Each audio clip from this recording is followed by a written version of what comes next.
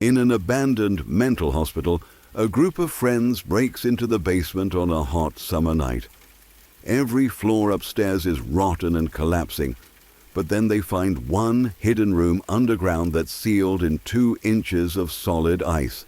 No power, no AC, just a frozen chamber, an old chair bolted to the floor, and machines that look like they were built to experiment on people.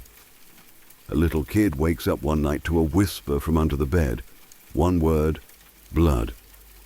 The next day, a door slams on his mom's heel and opens it to the bone, right next to a vent that leads straight down into the basement.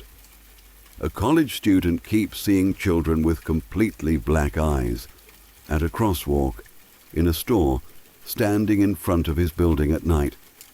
They don't talk, they just stare. His brother's only advice: if you see them again, don't look at them. Or don't talk to them. Just leave. In one old rental house, the dog refuses to go near the basement door. The owner finally goes down alone, slips on the stairs, and wakes up hours later at the bottom, covered in scratches, with no memory of what happened, and the dog still whining at the door like something evil is on the other side of it. A group of teenagers plays with a homemade Ouija board for fun. The glass keeps spelling out 3 letters and a string of numbers that seem like nonsense, until one of them realizes they're his dead uncle's initials. The next day, he drags his best friend to the graveyard, and the numbers match the exact Bible verses carved into the tombstone. At 2 a.m., a guy goes for a bike ride around a park to clear his head. The path is ringed by trees and empty, until several small figures step out of the forest and turn toward him in perfect unison. They're child-sized, completely silent, and too dark for the light to touch. They start walking straight toward him, and every instinct in his body explodes. Run. And on the same night, a teenage girl is nearly forced into a stranger's car. Her little brother wakes up in another house miles away, gasping for air, convinced he's about to die. He staggers into his parents' room, wakes the whole house in blind panic. And the second everyone is up and searching, his breathing snaps back to normal. These aren't creepypasta. They're 15 true stories people still swear actually happened to them, in abandoned hospitals, family cabins, college dorms, ghost towns, and perfectly normal houses. If you've ever felt a presence watching you from the doorway, or woken up certain something was in the room with you, stay right here. You're not the only one.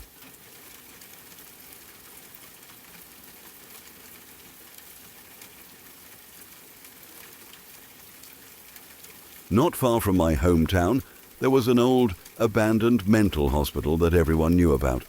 A newer facility had been built years earlier, closer to a modern hospital, so this place had been left behind to rot.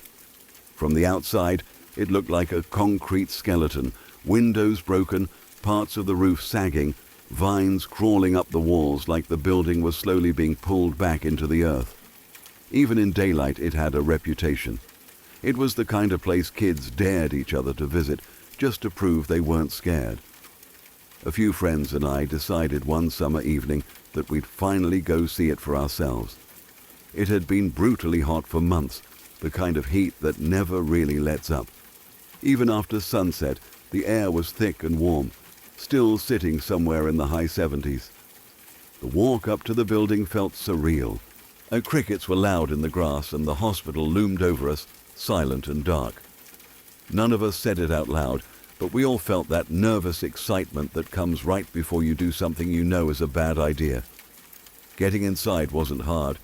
Plenty of people had been there before us, and there were more than enough broken entry points. The moment we stepped in, the smell hit us. Dust, mold, old wood, and something metallic underneath it all. Our footsteps echoed through the halls in a way that made the place feel empty and huge. Flashlights cut thin beams through the darkness, catching peeling paint and long abandoned equipment. We wandered the upper floors for over an hour, talking loudly just to fill the silence. The higher we went, the worse the building looked. Floors were soft in places, and parts of the ceiling had already collapsed. Eventually we reached a section where the floor had completely caved in, opening a jagged hole straight down to the basement. One of the guys, always the bold one, climbed carefully down through the wreckage to see what was below. We waited, shining our lights into the gap, listening to his shoes scrape against concrete. A minute later, he called up that he'd found a door that led outside at ground level. Apparently, every other basement entrance had been sealed up tight, but this one still worked from the inside. He forced the lock and let us in. The change when we stepped into the basement was immediate and unsettling. It didn't look like the rest of the building. While the upper floors were trashed and decaying, the basement felt strangely preserved. It was like stepping into a time capsule.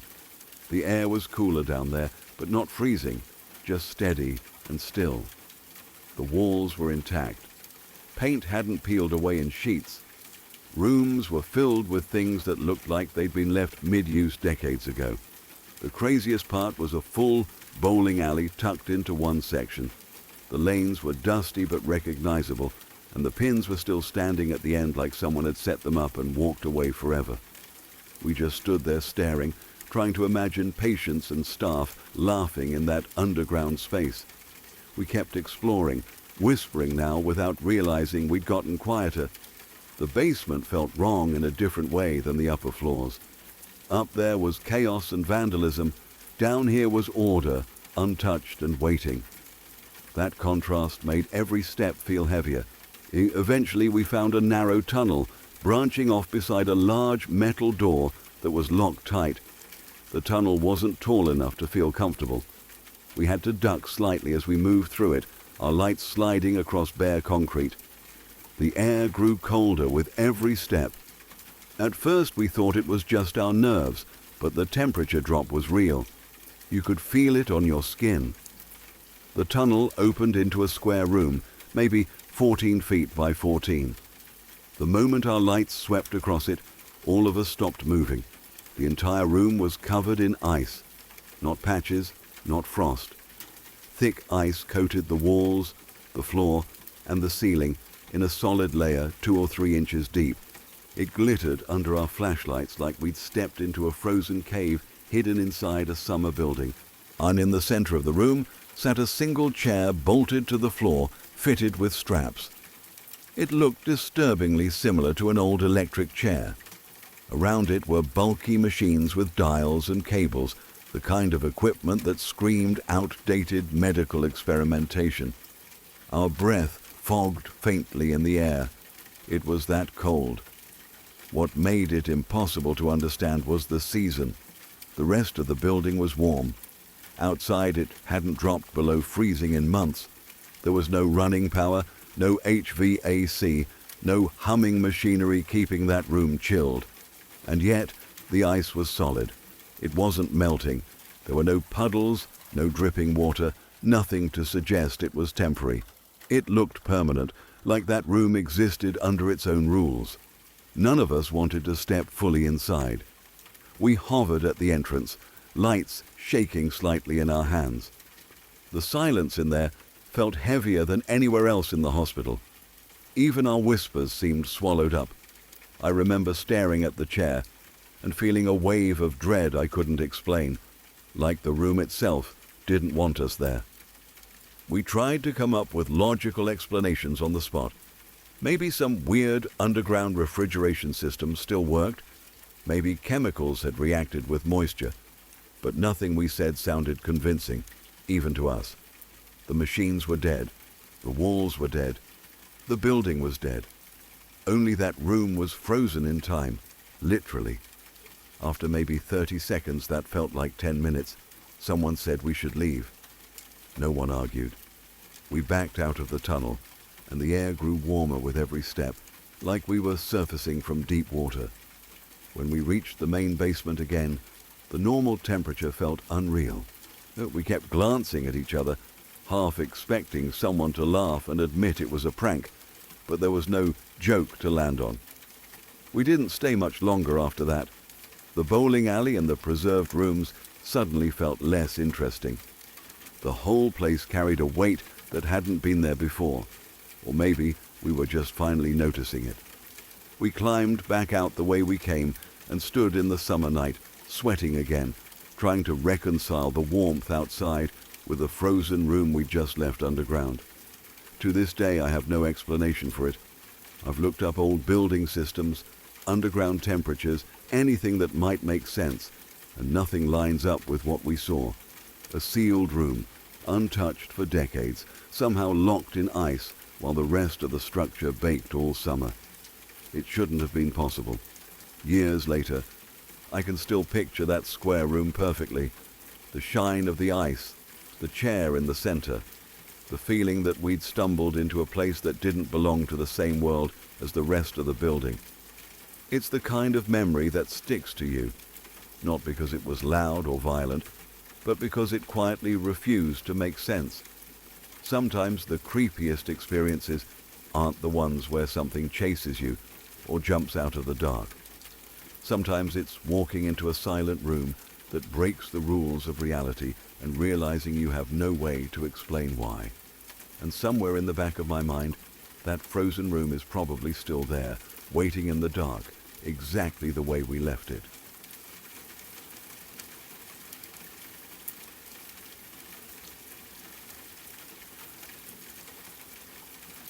A few years before my wife and I got married, we rented an old house on the edge of town. It wasn't a beautiful place or anything you'd see in a magazine. It was just cheap, quiet, and big enough for the two of us and our dog. The house had one of those basements that felt older than the rest of the structure, like it had been there long before anyone thought about comfort. It was damp, smelled like wet soil and old wood, and the air down there always felt heavy in your lungs. We mostly used it to store boxes and things we didn't want upstairs, but from the first day we stepped inside, I never liked being down there alone. Part of the basement wall had crumbled at some point, and instead of repairing it properly, someone had just left it open. Through the broken section, you could see the raw dirt under the house. Oh, it looked like a tunnel that led nowhere, just a hollow pocket carved into the earth. Sitting right on top of that dirt was a shovel, not leaning neatly against a wall, not tucked away in a corner. It was just lying there, half buried, like someone had dropped it and never came back. I used to joke with my wife that it looked like a grave someone forgot to finish. I'd laugh when I said it, but the laugh always felt forced. The basement had a way of making even stupid jokes feel uncomfortable. The second night we stayed there, my wife had to work late. I was home alone with our dog. He was usually calm, the kind of dog that slept through storms and barely reacted to loud noises. That night was different. Around early evening, he started pacing near the basement door. At first, I didn't think much of it. Dogs hear things we don't. I figured maybe there were mice in the walls or a stray animal outside. But then he started whining. Not barking, not growling, whining. A soft, nervous sound that kept repeating. He would walk up to the basement door, sniff at the crack, whimper, then suddenly jump back like something on the other side had startled him. Then he'd circle the room and go right back to the door. It went on like that for almost an hour. The sound started getting under my skin. Every time he cried, it felt sharper, more desperate. I tried distracting him with food, toys, anything. He ignored all of it. His entire focus was locked on that door. Eventually I got so annoyed, I decided to check it myself. I told him, half joking, "All right, let's see what's got you so worked up." He didn't follow me. He stayed back, tail tucked, watching me. I opened the basement door, and the smell hit me immediately. Damp earth and something stale, like air that hadn't moved in years. I reached for the switch and turned the basement light on. The bulb flickered before settling into a weak yellow glow. The stairs creaked under my feet as I started down. I remember gripping the railing because the steps were narrow and uneven. I only made it a few steps before my foot slipped. It wasn't like a normal misstep. It felt like the stair moved under me. 1 second I was standing, the next I was falling forward into darkness. I don't remember hitting the bottom. I don't remember pain.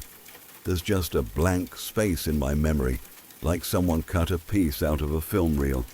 The next thing I knew, someone was shaking me. My eyes opened to see my wife kneeling over me, her face pale and tight with panic. The basement light was off. The only light came from upstairs, spilling down the stairwell. My head was pounding, and my whole body felt heavy, like I'd been buried under something. When I tried to sit up, pain shot through my arms and legs. My wife kept asking what happened, her voice trembling. I looked at my phone. It was 9:45 at night. I had gone down there a little after 6. She told me she came home to a dark house. Every light was off, including the basement. The door was shut. The only reason she even checked downstairs was because the dog was crying at the door, the same way he had been earlier. When she opened it, she found me lying at the bottom of the stairs, completely still. She thought I was dead. She said she screamed my name 3 or 4 times before I responded. I tried to explain that I must have fallen and knocked myself out. That was the only thing that made sense. But when I looked at my arms, I felt a chill run through me. There were scratches everywhere, long, thin lines running across my forearms and shoulders like I'd been dragged through thorns. My shirt was torn in places. My ribs were bruised in patches that didn't match a simple fall down a short flight of stairs. It looked like I'd been in a fight. My wife kept asking what I hit, what I fell on. I didn't have an answer. The stairs were old, but they were just stairs. There was nothing down there that could have done that to me. We didn't talk much that night. She helped me upstairs and cleaned the scratches. The dog refused to come near the basement door.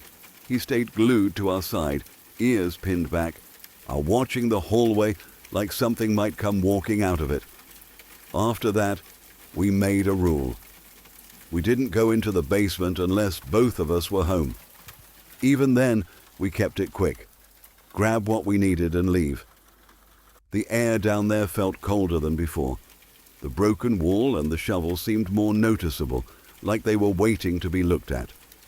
Every time I stepped on those stairs, my stomach tightened. I couldn't shake the feeling that something had happened in the hours I couldn't remember, something that didn't fit into a simple accident. Our dog never stopped reacting to that door. Every night he'd wander over and whimper softly. Sometimes he'd sit in front of it, staring. We tried blocking the hallway. He'd just sit on the other side of the barrier, eyes fixed in that direction. It wasn't loud or dramatic. It was quiet and constant, which somehow made it worse. It was like he was aware of something we weren't allowed to see. Months passed, and we learned to live around it. The basement became a place we pretended didn't exist. If guests came over, we kept the door closed and changed the subject if anyone asked about storage. I never told people about the fall in detail. Saying it out loud made it feel more real, and I didn't want to give it that power. My wife and I would sometimes lie awake at night, listening to the house settle, both of us careful not to mention the faint creak that sometimes echoed from below. The scratches healed, but the memory gap never did. I'd sit there, trying to force myself to remember what happened between the slip and waking up. Nothing ever came, just that same empty space. The day we moved out, I carried the last box to the car and looked back at the house. The basement door was still closed. The dog sat in the passenger seat, calmer than I'd seen him in months. As we drove away, I felt a weight lift off my chest that I hadn't realized I'd been carrying. It was like leaving something behind that had been watching us the entire time. Even now, years later, I think about that house sometimes. I think about the dirt under the foundation and the shovel resting on top of it. I think about the hours I lost and the marks on my skin that didn't make sense. I tell myself it was just a bad fall, that my brain filled the rest with fear, because the basement was creepy to begin with. That's the logical explanation, the one I hold on to when I want to sleep peacefully. But there's a part of me that remembers my dog crying at that door, night after night, long after my injuries healed. Animals don't invent stories, they react to what they feel. And whatever was in that basement, whatever shared that space with us, never wanted us down there. I'm just grateful we left when we did. Some places don't need explanations. Some places are better remembered from a distance, as a closed door you never open again.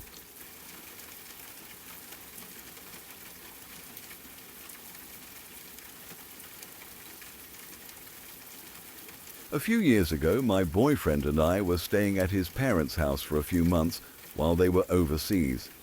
We were trying to save on rent money, and it seemed like a good arrangement at the time. The house had once been beautiful, a grand structure sitting atop a long, hilly driveway, surrounded by trees. But years of neglect had taken their toll. The forest had been slowly encroaching on the property. The roof needed replacing. The pipes were unreliable, and the interior showed its age. Despite its condition, we had been talking about scraping together the cash to buy it ourselves and renovate it. It was a dream project, a chance to turn a neglected gem back into something magnificent, until the night that changed everything. We had gotten a black lab puppy just before moving in. Like most black labs, he was adorable, full of energy, and completely unstoppable.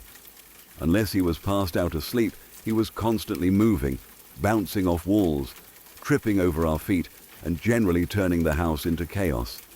It was exhausting, but we loved him anyway. One night, I was walking upstairs to our bedroom while he ran up and down the stairs around me, as he always did. Normally, it was just annoying, but this night was different. As I reached the top of the stairs, I turned around and froze. The dog had come to a complete stop at the bottom of the stairs. He wasn't looking at me. He wasn't looking at anything I could see. He was staring, completely still, at the middle of the stairs, as if something invisible had captured his attention. My stomach dropped. I called his name, slapped my thighs, tried everything to get him moving, but he remained in that trance-like state. Finally, I ran down and picked him up. As soon as I stepped back up the stairs, he shuddered, trembling violently, and let out the most pitiful, soul-crushing whine I've ever heard. I set him down on the bed, and he bolted under it, hiding. I tried to dismiss the feeling gnawing at me, muttering to my boyfriend about how ridiculous the dog was, and went to bed, shaking off the unease. Around 2 a.m, we both woke to a loud, unexplained sound. Groggily, I asked my boyfriend what had happened. He didn't know. At first, he thought maybe a tree branch had fallen on the house. He opened the window to check. "That's funny," he said. I asked what he meant. "There's no wind," he said. "There are no clouds. It's a completely clear night." The unease in my chest spiked. Then my boyfriend whispered, "Holy shit." I looked over and saw it, a bluish light flashing outside the house. My first thought was a burglar, someone trying to break in. But this light was too strange, too bright, and too vivid. 4 or 5 flashes lit up the trees, the driveway, and the house in quick succession before disappearing entirely. I whispered to him, asking if he thought it could be a flashlight, but he shook his head. It was an unnatural light, the color and intensity unlike anything we had ever seen. Then it flashed again, brighter than before, illuminating the entire room for a split second before vanishing into darkness. The dog began whining again, the same low, mournful sound as before. I hadn't even noticed he had come back under the bed. My boyfriend knelt down to pull him out, and that's when the most terrifying sound I have ever heard happened. From down the hall, in what had been his father's office, something kicked to life. The room was mostly empty, a bookshelf, a few boxes, and an old printer left behind. This wasn't some modern printer with wireless connectivity. It was a basic, early 2000s home printer, the kind that you plugged into the wall and hoped it worked. We both froze as we heard it start up, the whirring and humming filling the dark hallway. Paper began feeding through the tray on its own. We leapt to our feet and ran into the office. Sure enough, the printer was running, its power cord awkwardly stretched across the floor and plugged in. My boyfriend quickly yanked it from the socket, silencing it immediately. We didn't say a word to each other. Grabbing the still trembling dog, we ran downstairs and into his truck, hearts racing, adrenaline coursing through us. A few minutes later, we arrived at his best friend's house. We told him we needed to spend the night, no questions asked. He shrugged, handed us some blankets, and went back to bed. We never tried to rationalize what had happened that night. There were too many things that didn't make sense. The dog freezing in place, the strange bluish light outside, the printer mysteriously starting on its own. The next day, we returned to the house to gather our things. I told my parents the plumbing had finally failed, and we needed to stay with them while looking for a new place.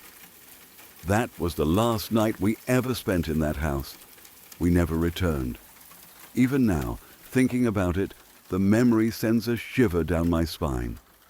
That house, once so beautiful, more had a presence I can't explain. Something about it didn't want us there, and we weren't willing to stick around to find out why. We've never spoken about that night with anyone else. Sometimes I think about the way the dog reacted, the strange light, the printer, and I know there are some things that just can't be explained.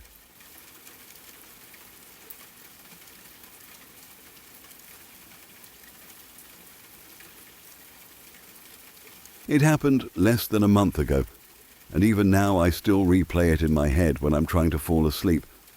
The details haven't faded the way normal late-night memories do. If anything, they've sharpened. Every sound, every shadow, every second of that night feels burned into me. It was around 2 a.m. and I couldn't sleep. I'd been restless for hours, scrolling on my phone, flipping positions in bed, feeling like my brain refused to shut off. Instead of fighting it, I decided to lean into it. I grabbed my bike and headed out to this park a little outside town. It had become my late-night escape spot that week. I'd gone a few times already around the same hour, and every visit had been peaceful. The air was cool, the world was quiet, and it felt like I had the entire place to myself. Riding there at night had become this strange form of therapy. No cars, no people, just the hum of tires on pavement and the sound of my own breathing. The park itself sits in a shallow dip surrounded by trees. Thick forest wraps around it on all sides, like the place is tucked away from everything else. There's a paved track that loops around the park for runners and cyclists. Streetlights line the path, but they're spaced far apart. They don't fully light the area. Instead, they create islands of visibility separated by long stretches of shadow. You can see enough to move safely, but beyond the edge of the track, the trees blend into a solid wall of darkness. That night felt the same at first. Calm, still. The kind of silence you only get in the early morning when the entire town is asleep. I started riding laps, letting my legs settle into a rhythm.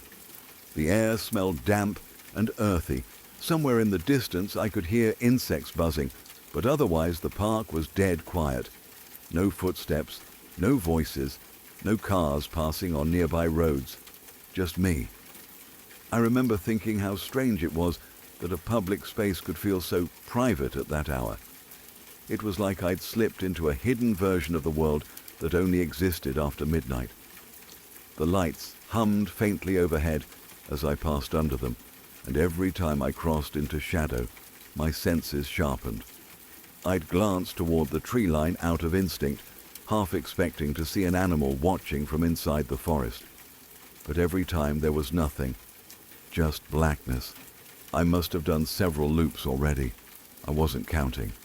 I was in that drifting mental state where time stretches and compresses without meaning anything. My body was moving automatically. My mind wandered. I thought about random things, conversations from earlier in the week, stuff I needed to do the next day, memories that surfaced for no reason. It was peaceful in a way that's hard to explain. Then I saw movement. At first I thought it was a trick of the light.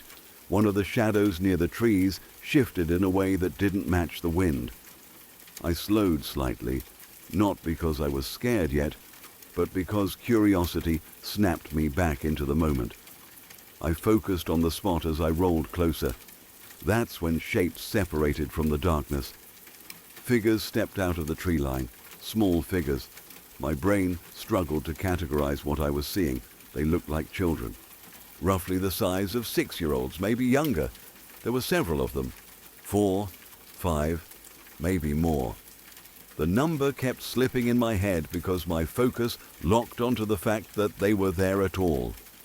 No adult followed them. They didn't run around or shout or act like kids sneaking out to play. They moved slowly and deliberately. Their bodies were silhouettes, darker than the darkness behind them. The street light didn't reflect off faces or clothes. It was like they absorbed the light instead of catching it. I told myself there had to be a rational explanation. Maybe a family was camping nearby. Maybe older siblings were hiding in the trees. Maybe my depth perception was off. My brain scrambled to normalize what I was seeing because the alternative felt too strange to accept. I was still biking toward their general direction without realizing it. When the closest street light caught them fully, they stopped. All of them turned toward me at the same time. I can't explain how I knew they were looking at me. Their faces were too shadowed to make out details, but the angle of their heads shifted in perfect unison. Every single one oriented toward me like I'd triggered a sensor. Then they started walking, not running, not stumbling, walking straight toward me. Something inside me flipped from confusion to fear in an instant. It wasn't a slow build. It was a switch, a hard animal jolt of danger that hit my chest and locked my lungs for a second. My body reacted before my thoughts did. I stopped pedaling forward and twisted the handlebars around so fast, my tires skidded. They kept coming. I was maybe 200 feet away, but the distance felt fragile, like it could vanish in seconds. The way they moved wasn't playful or random. It was direct, intentional, silent. I didn't wait to analyze it further. I pedaled. I've biked fast before. Sprints, downhill runs, adrenaline bursts. None of that compares to what happened in the next few minutes. Fear poured gasoline into my muscles. My legs pumped so hard they burned instantly, but I didn't slow. The path blurred. The wind roared in my ears. Every instinct screamed to put distance between me and whatever was behind me. I didn't look back. That's the part people always ask.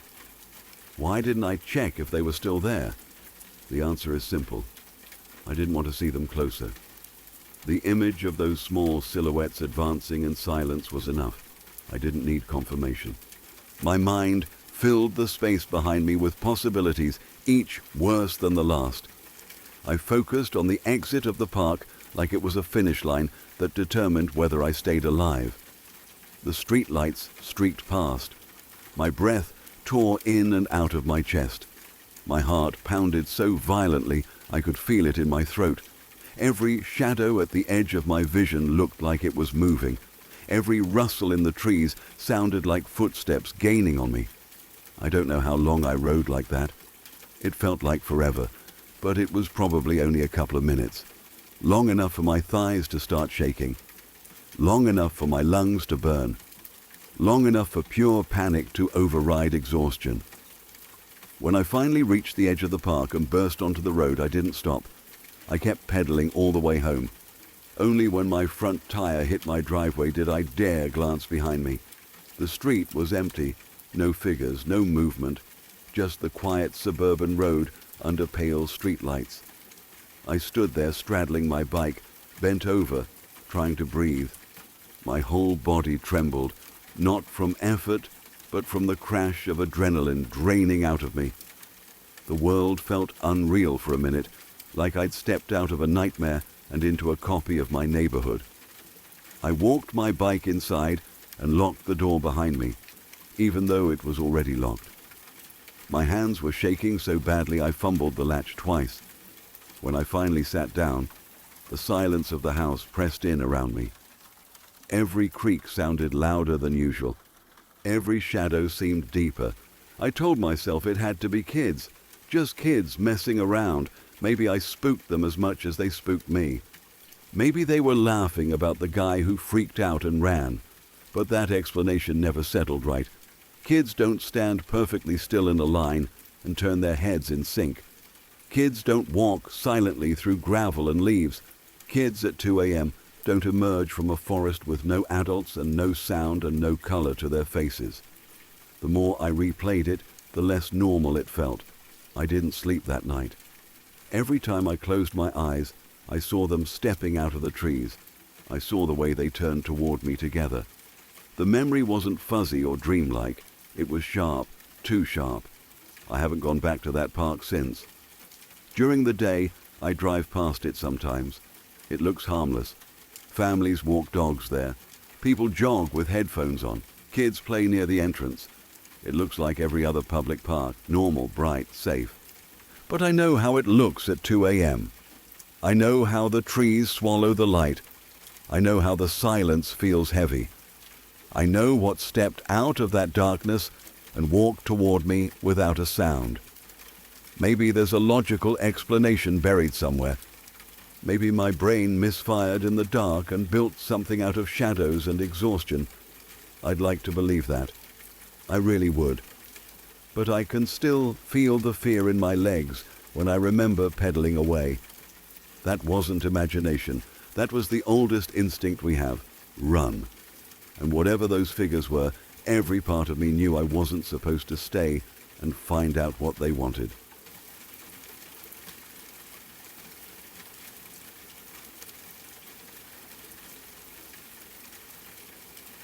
I live in Utah, and around here there are quite a few literal ghost towns.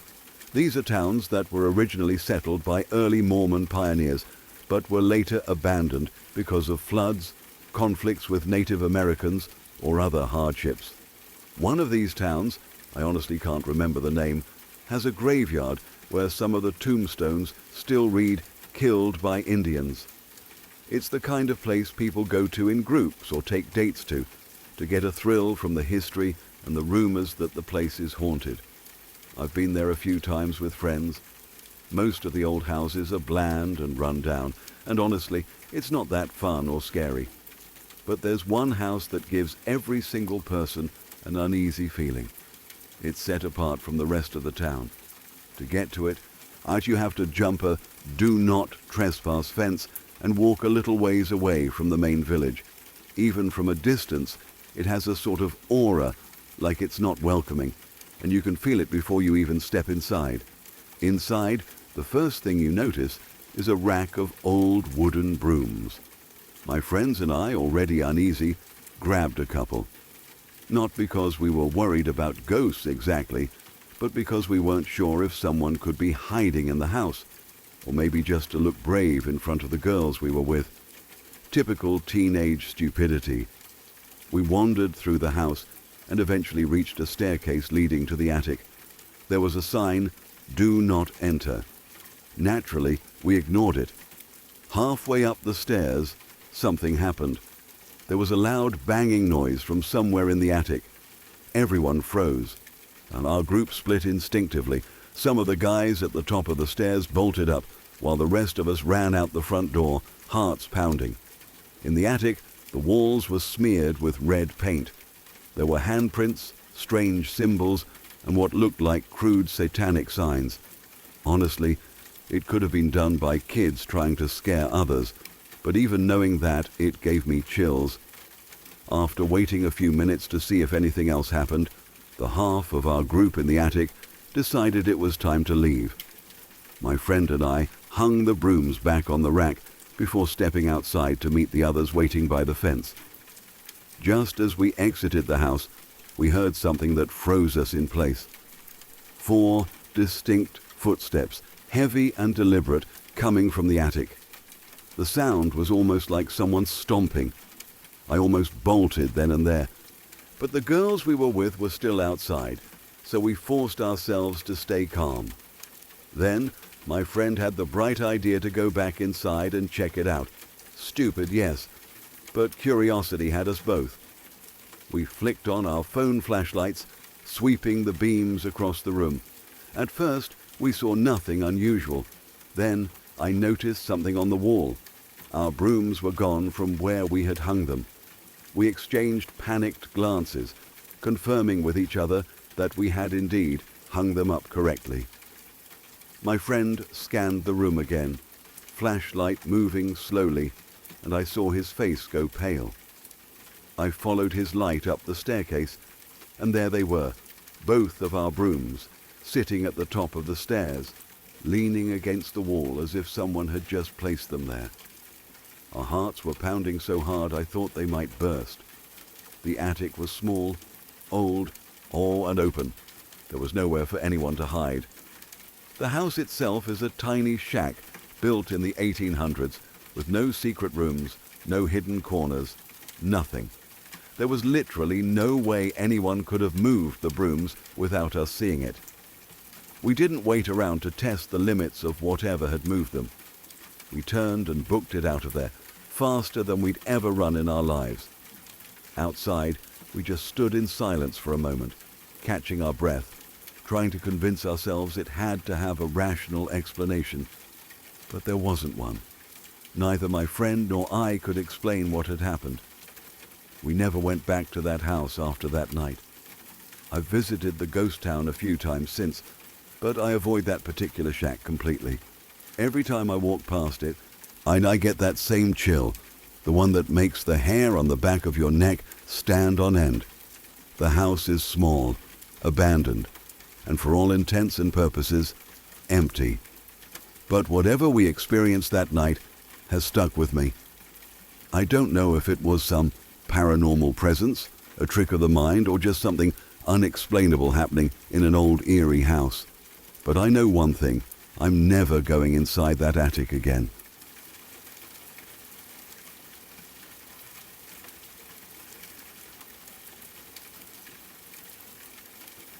Years ago, back when we were teenagers and Halloween still felt like an excuse to do stupid things without consequences, I had an experience with a Ouija board that I've never been able to file neatly under prank, coincidence, or imagination. I've always been the skeptical one in my friend group. Ghost stories, haunted houses, psychic nonsense. I was the guy explaining the trick behind the curtain. Even now I don't believe easily. But that night sits in a corner of my memory, that logic never fully cleaned up. It started as a completely normal plan. My best friend, another close friend, and I were hanging out with 3 girls at one of their houses. The plan was simple. Halloween afternoon, junk food, horror movies, and the usual awkward teenage flirting. Nothing supernatural about it, just 6 bored teens trying to entertain themselves. At some point during the afternoon, the girl whose house it was disappeared into another room and came back grinning, holding a homemade Ouija board. The reaction split the room instantly. The 3 girls were excited in that dramatic, half-joking way people get when they want to be scared but still pretend it's all fun. My best friend stiffened immediately. He'd always been the superstitious one. He didn't like horror movies, didn't mess with spirit stuff, and had a very firm belief that you don't invite things you don't understand. The other guy and I just rolled our eyes. The board wasn't even store-bought. It was a piece of old wood with letters drawn in marker, and one of her dad's whiskey glasses turned upside down to act as the planchette. It looked ridiculous, but we were teenage boys, and the girls wanted to do it. That was the deciding factor. Pride and skepticism lost to hormones. My superstitious friend refused to participate. He backed away and said he wanted nothing to do with it. The other 5 of us sat in a circle, fingertips lightly touching the glass. At first it was exactly what you'd expect. The glass jerked around, spelling immature nonsense. Things like show boobs, which was so obviously one of us pushing it that even the girls got annoyed. They accused us of ruining the mood. We laughed, they glared, and eventually we agreed to stop messing around and try it properly. We reset. Everyone promised not to force it. For a while nothing happened except random twitching. The glass vibrated slightly under our fingers, drifting without forming words. Then it started moving with more intention. It slid back and forth between letters and numbers, repeating the same strange phrase over and over. 5 no, 6 yes. Again and again. We stared at each other, confused. Someone joked that it wanted the one guy not playing to join. The phrase sounded like a command or a vote. We all swore we weren't pushing it. Even now, the rational part of me says someone must have been. But at the time, every single person insisted their hands were light. After enough repetition, the reluctant friend finally gave in and sat down with us, clearly uncomfortable but tired of being pressured. The moment he joined, the glass went still. Then it started moving again. At first it returned to meaningless drifting, a few scattered letters, random stops, nothing coherent. Then it locked into a pattern, 3 letters, then a string of numbers, over and over, the same sequence, repeated with mechanical precision. It wasn't spelling a word, it wasn't a sentence, just letters and numbers cycling like a broken record. The atmosphere shifted, the joking stopped. Even I felt a small knot of tension in my stomach. The friend who had joined last suddenly jerked backward like he'd been shocked. Instinctively, the rest of us pulled our hands away too. The whiskey glass tipped and rolled onto its side. When it settled, we noticed the inside was fogged with condensation from our hands. Scratched into the fog was a cross. The girls freaked out immediately. I didn't. I launched into the most logical explanation I could. 6 sweaty hands on cold glass equals condensation. That's basic physics. The cross was probably a scratch already there from years of washing or knocking around in cupboards, and the moisture just made it visible. I explained it confidently, almost aggressively, because I didn't want the fear spreading. And to this day, I still believe that part had a normal explanation. The glass itself wasn't the spooky part. The spooky part was the friend who jumped back. He went quiet in a way I'd never seen before. Not embarrassed, not laughing, just pale and withdrawn. He refused to touch the board again. The energy in the room died instantly. We put on a movie to break the tension, but he barely spoke. Not long after, he left early. That alone was unusual. He was normally the last person to go home from any gathering. The next day he called me and asked if I'd go somewhere with him. His voice sounded distant, like he hadn't slept. I agreed without asking many questions. We met at the train station and boarded a train heading a few towns over. Only once we were seated did he start explaining. I already knew the basics of his family history. His father had left when he was a baby. There was no contact with that side of the family. He kept his father's surname because his parents had been married, but emotionally that side of his life was sealed off. He'd seen photos as a kid, heard a few names, but nothing beyond surface details. On the train he filled in more. He had an uncle who died in a motorcycle accident a few weeks before he was born. He'd grown up hearing that story in passing. Just a sad family fact mentioned occasionally while flipping through old albums. He knew the uncle's first name and that he'd died young. Nothing more. The 3 letters from the board were his uncle's initials. It hadn't clicked immediately while we were playing, but as the sequence repeated, recognition crept in. 2 letters lined up with his own initials. Then the 3rd hit him. It matched his uncle's first name. The numbers that followed felt deliberate, like they meant something he couldn't yet decode. He went home shaken and asked his mother about it. She confirmed what he already knew, but had no extra details to offer. She did, however, tell him where his uncle was buried. That's where we were going. I listened to all of this while building my own theory. I assumed I was walking into an elaborate prank. I imagined he'd grown curious about his father's side of the family, visited the grave before, memorized the details, and recruited the others to stage a Halloween stunt tailored specifically to mess with me, the resident skeptic. It would have been clever. I even admired the commitment. We arrived at the cemetery and wandered for a long time before finding the grave. It wasn't easy to locate. Rows and rows of stones stretched out in every direction. When we finally found the correct name, I felt a surge of anticipation. This was the reveal, the punchline. The numbers matched. They corresponded exactly to the chapter and verse of 2 Bible passages engraved on the stone. The same numbers the board had repeated the night before. It was precise. Too precise to brush off as random. I turned to my friend ready to laugh, ready to congratulate him on an impressive prank. He was sitting on the grass staring at the grave, crying. Not fake crying, not performative. His shoulders were shaking. Tears streamed down his face in a way that stripped every bit of humor out of the moment.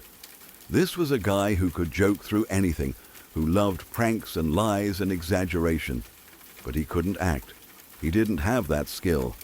What I saw on his face was raw grief and confusion colliding at once. I sat down next to him without speaking. There was nothing to say. We stayed there for a long time in silence. Eventually we stood up and left, the train ride home quiet, except for the sound of tracks humming beneath us.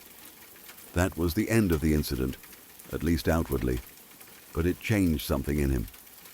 In the months after, he started reaching out to that side of his family. He tracked down his father. He met half-brothers he didn't know existed. He rebuilt a connection he'd grown up without.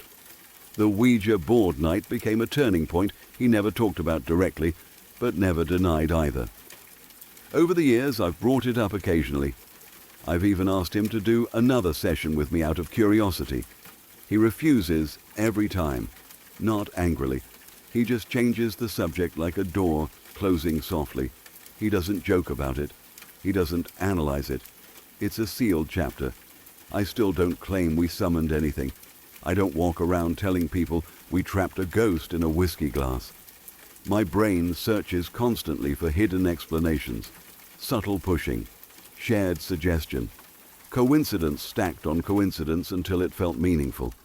The human mind is incredible at building patterns from chaos. But the cemetery moment remains the crack in the wall. I can explain the condensation. I can explain the twitching. I can even explain how letters might line up by chance. What I struggle to explain is the emotional impact, the timing, and the way it unlocked something buried in my friend's life. Whether supernatural or psychological, something happened that night that pushed him toward a part of his identity he'd avoided his entire childhood. Maybe the board didn't call anything from beyond. Maybe it called something from inside him. A memory, a question, a curiosity he didn't know how to voice. And the ritual, silly as it was, gave it shape. That possibility almost scares me more than ghosts, because it means the mind has depths we barely understand. It means a cheap piece of wood and a glass can act like a mirror, reflecting truths people don't want to look at. And once you've looked, you can't unsee them. He's still my best friend all these years later. We laugh about a lot of stupid things we did as kids. But that night sits outside the joke pile. It's handled carefully, like a fragile object we both pretend not to notice on the shelf. I went into it, a skeptic looking for a cheap thrill. I came out with a story I still can't fully file away, and maybe that's the real reason it sticks with me. Not because I believe in spirits, but because it reminded me how thin the line is between certainty and mystery. Sometimes you step across it without meaning to, and when you step back, the world doesn't look quite as solid as it did before.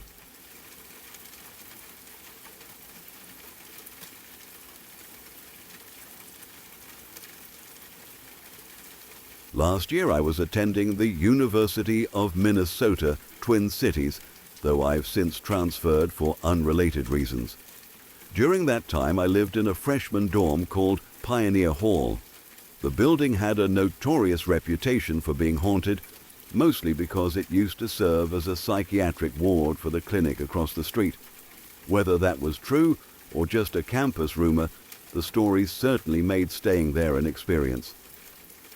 I shared my room with my two best friends from high school, Frank and Riley. We got along instantly, having known each other for years, and it felt natural to continue that bond in college. The dorm randomly assigned us another guy from our high school named August. I wouldn't call us close. Acquaintance was probably the most accurate descriptor. We joked when we talked, but we rarely hung out together outside of that. One night, the three of us, Frank, Riley, and I, went out for a smoke session. It was a quiet evening, the kind where everything feels normal, and the air smelled faintly of smoke and cold night. When we returned to Pioneer Hall, something happened that I still can't explain. I was walking in front as we approached our room, and I realized I had forgotten my key. Naturally, I knocked, hoping August was inside and could let me in. About a second later, the exact same knock I had just delivered echoed back from the inside of the room.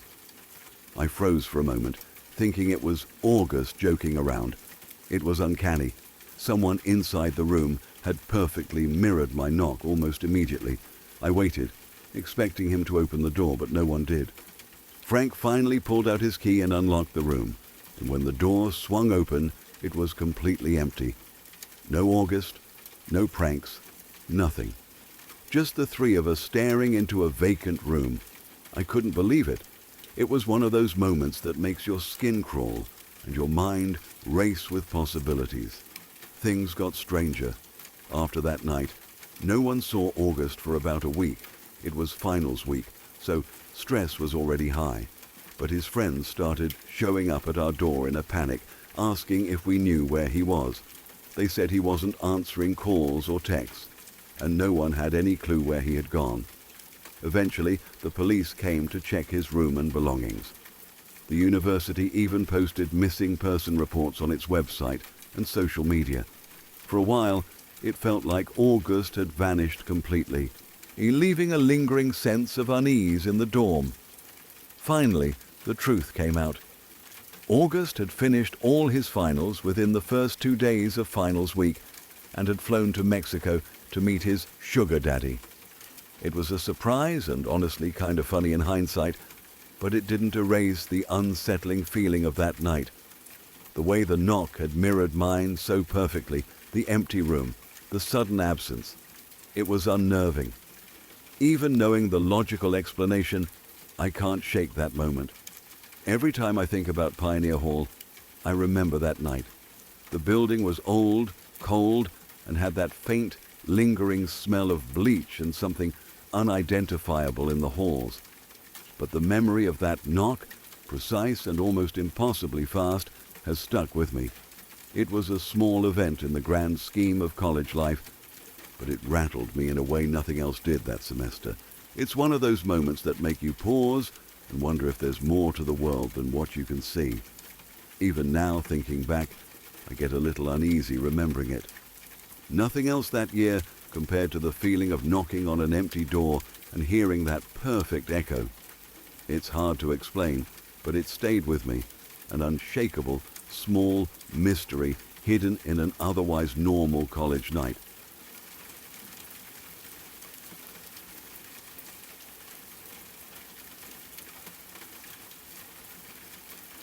I was around 8 or 9 when it happened, old enough to remember the layout of the house perfectly, but still young enough that the dark felt bigger than it really was. It was one of those nights where you wake up for no clear reason, no nightmare, no loud crash, just your eyes opening into a quiet room. At first I thought it was morning because there was a faint flickering light coming through the crack under my bedroom door. Then I realized the light wasn't steady. It pulsed and shimmered. I lay there for a minute listening. The house had that deep nighttime silence where every little sound feels magnified. I could hear the refrigerator humming faintly downstairs and the ticking of the hallway clock. Under that, barely noticeable, was the soft hiss of television static. It was coming from the den, and I remember feeling confused more than scared at first. It was late. My parents were strict about bedtime, even for themselves. The den TV wasn't something that got left on by accident.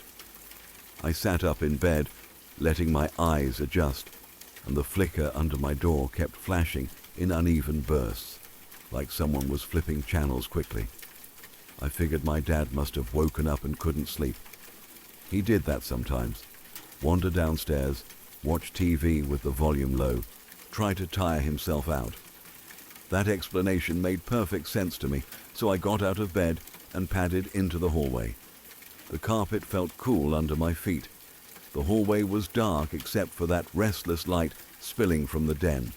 Every time the screen changed, shadows crawled along the walls like they were breathing. I didn't think anything of it yet. It was just late-night house lighting doing what late-night lighting does. As I walked closer, I could hear the TV more clearly. The static would hold for a second, then the sharp click of a channel change, then another burst of snow, another click, another flicker.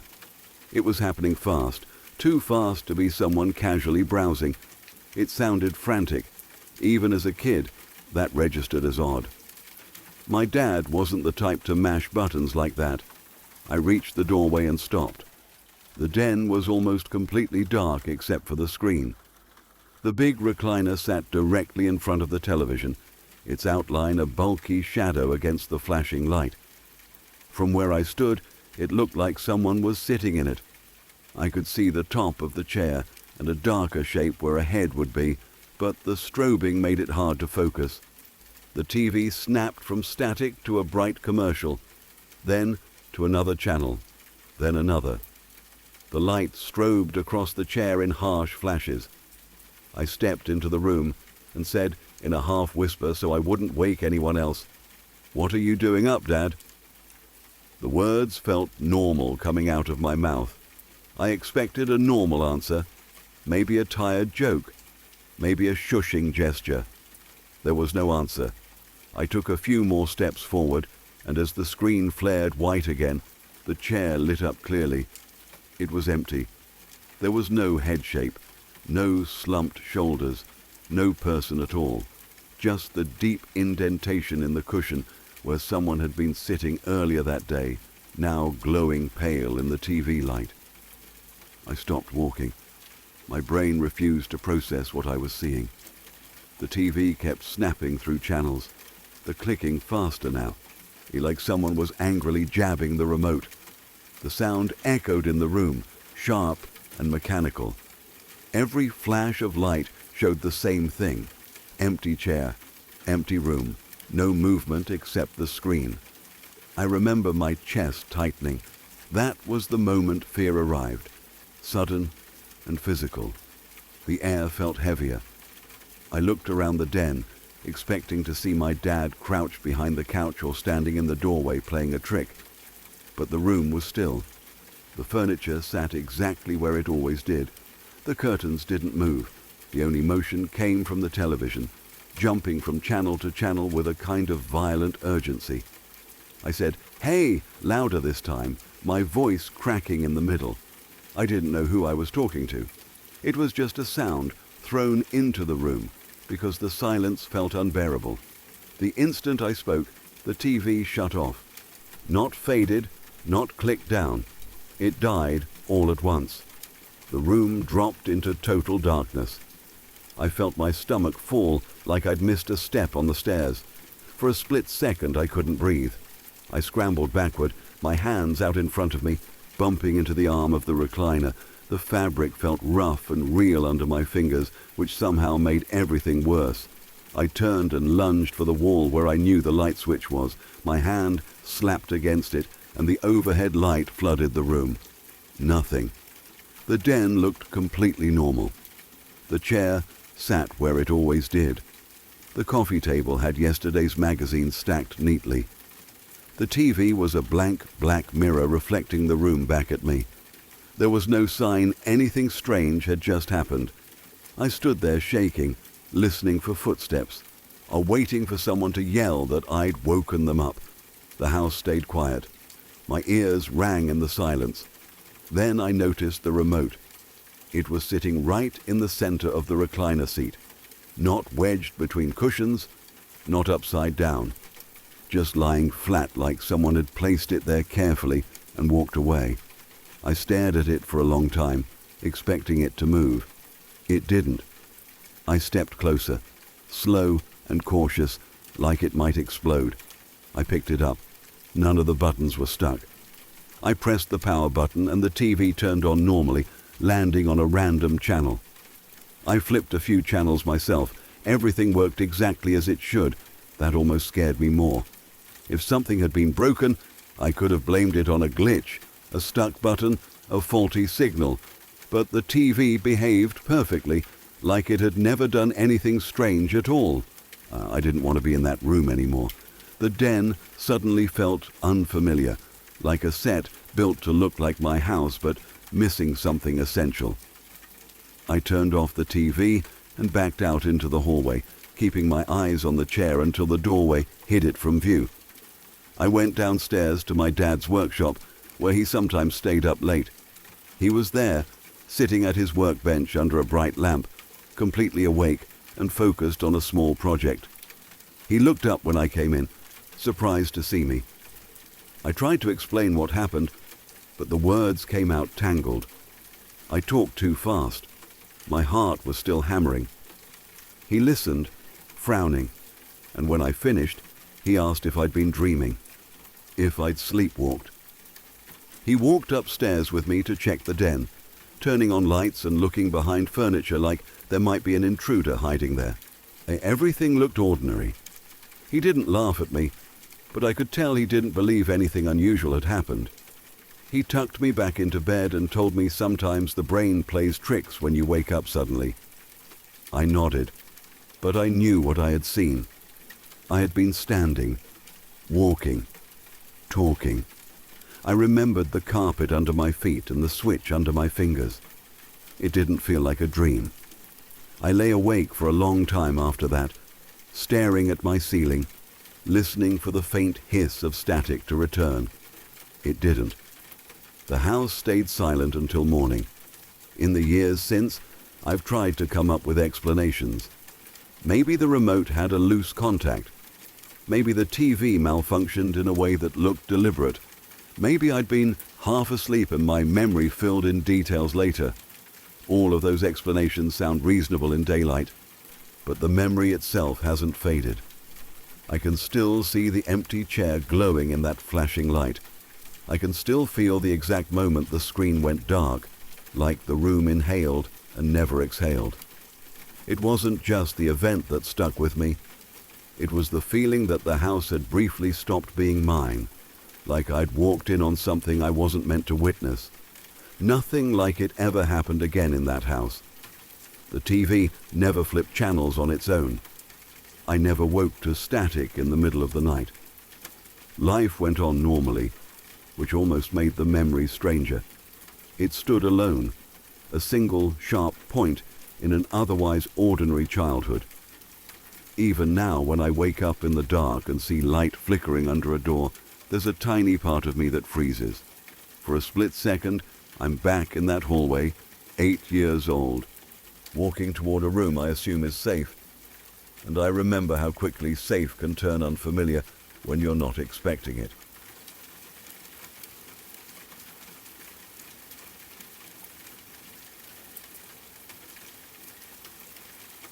If you're still here, watching this in the dark, you're my kind of person. Make sure you're subscribed so you don't lose this channel in the algorithm, and hit the like button if you want me to keep digging up more true stories like these. All right, back to the next one.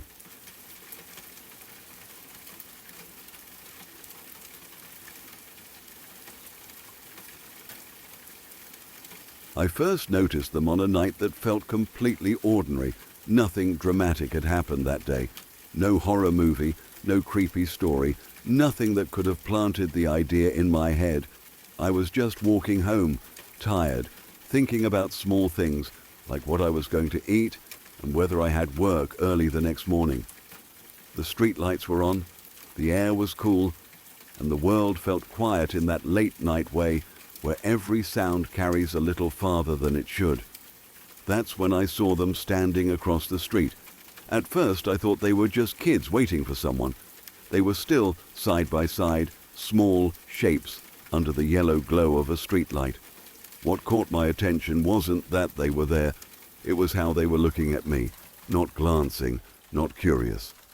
They were staring directly at me with an intensity that made my stomach tighten. It felt like being pinned in place without anything touching me. I slowed down without meaning to. My brain tried to make sense of it in a normal way. Maybe they were lost. Maybe they needed help. Maybe I looked familiar to them somehow, but the longer I looked, the more wrong the moment felt. Their faces didn't move. No whispering to each other. No shifting their weight. Just staring. And then I noticed their eyes. Even from across the street I could tell something was off. Their eyes didn't reflect light the way eyes should. They looked dark, flat, empty, not shadowed, not hidden, just black, completely black. No white, no color, nothing to soften the shape of their faces. It was like their eyes were holes instead of eyes. A wave of fear rolled through me, so fast it almost made me dizzy. It wasn't a loud fear. It was quiet and cold, like my body understood something my mind hadn't caught up to yet. Every instinct told me not to cross the street, not to speak, not to even acknowledge them. I dropped my gaze and kept walking, forcing my legs to move at a normal pace, even though I wanted to run. I could feel them watching me the entire time. That feeling didn't fade until I turned the corner and the streetlight was gone. Only then did I breathe properly. I told myself it was lighting, shadows, tired eyes playing tricks, kids wearing black contacts, anything that sounded reasonable.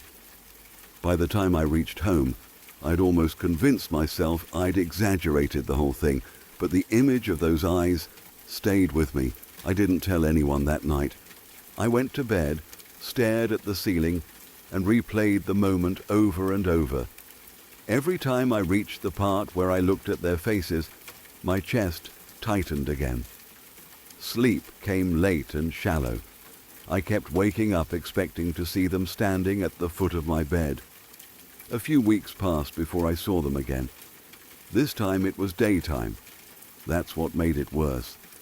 Daylight is supposed to make things safer. I was at a small store, standing in line, half paying attention to the person in front of me. The door chimed open and I glanced back casually. 2 kids walked in, same height, same stillness, and when their heads turned toward me, my blood went cold. Black eyes. The store noise faded into the background. I couldn't hear the cashier, couldn't hear the music playing overhead. All I could focus on was the way they looked at me, like they recognized me, like I had been marked somehow. They didn't blink. They didn't smile. They just stared straight through me, and I felt that same silent pressure in my chest. I left without buying anything. I don't even remember walking out. I just know I was suddenly outside, breathing hard, hands shaking. I stood there telling myself I was overreacting. Kids wear contacts. Kids do weird things.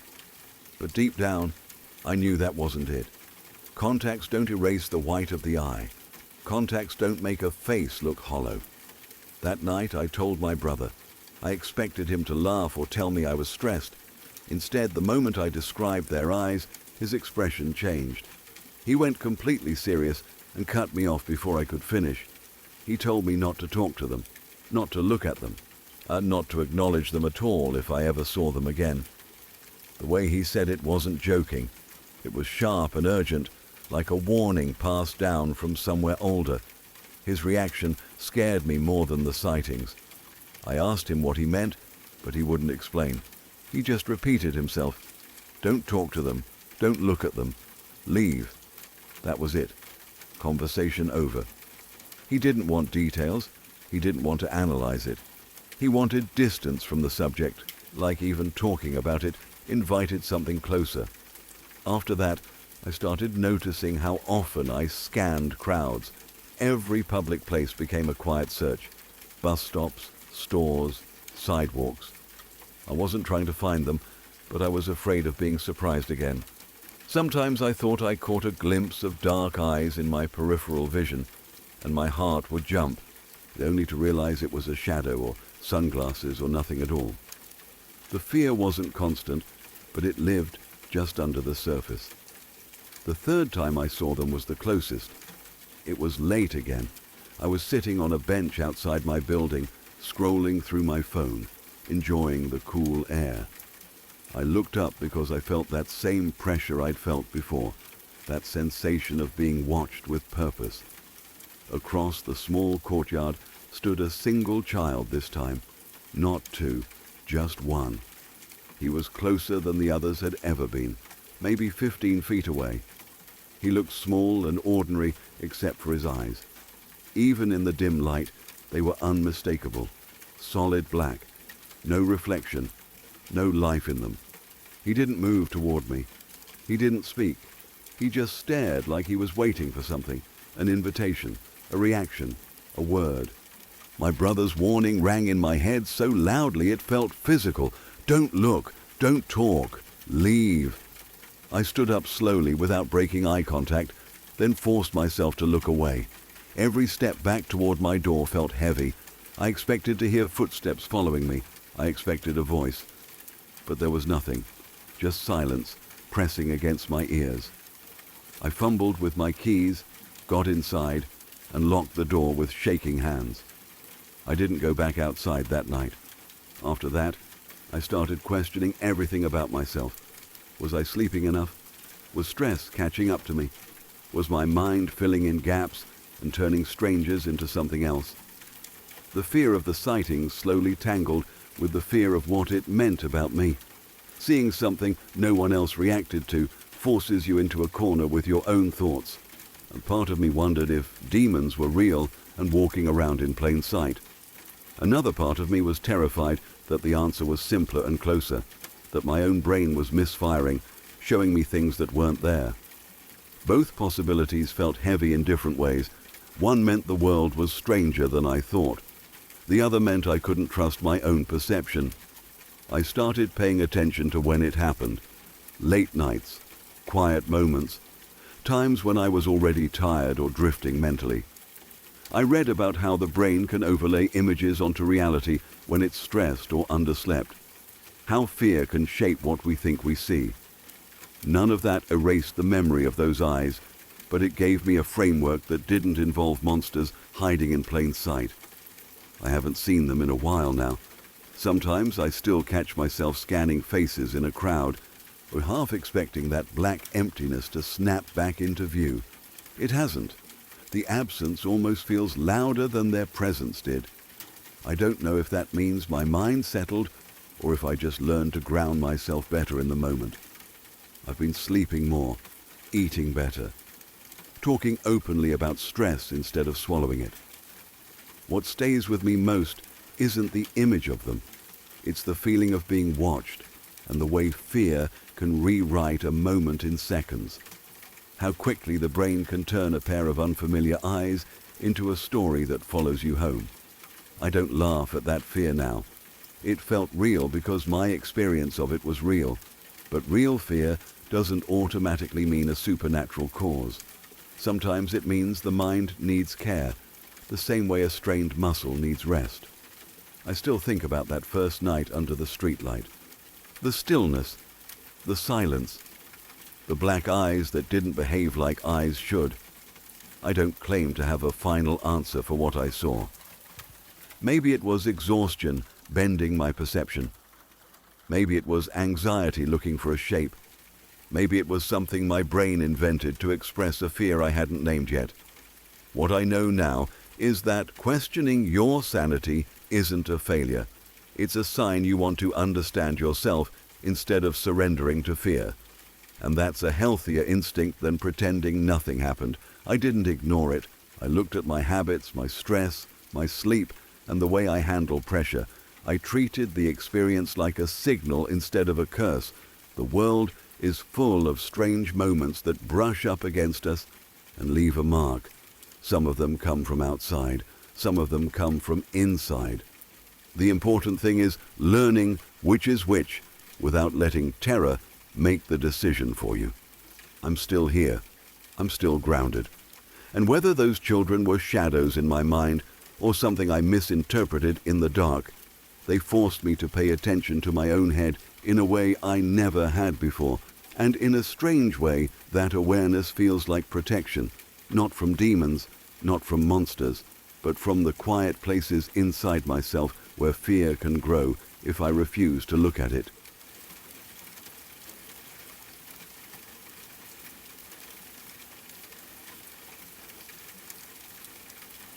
I grew up with more stories than I could ever tell, the kind you collect when life feels heavier and stranger than it should at a young age. Some of them are funny, some are dark, and some sit somewhere in between. But the one that has never left me, the one that still feels close no matter how much time passes, is about my grandmother and the months surrounding her death. It's personal in a way that's hard to explain. Even now, talking about it feels like opening a door I usually keep closed. Last June, my grandmother was diagnosed with terminal cancer. It wasn't the kind you fight and hope to beat. It was already everywhere. The doctors said it had spread through her body, even into her eyes. Hearing that felt unreal. She had always been this steady presence in my life, the kind of person you assume will always be there in the background. Suddenly, we were being told she was fading fast. There wasn't time to pretend everything would be okay. One day, she told my father she was ready to go. She said it calmly, the way you talk about accepting something inevitable. What she wanted most was to say goodbye to the kids. My dad panicked. He called his brother, and then he called my mother, even though my parents were separated, because none of that mattered in that moment. He explained what was happening and told them to bring all of us to the hospital the next day. Walking into that hospital room is a memory burned into me. She looked smaller somehow, like the illness had taken up all the space she once filled. But her eyes still softened when she saw us.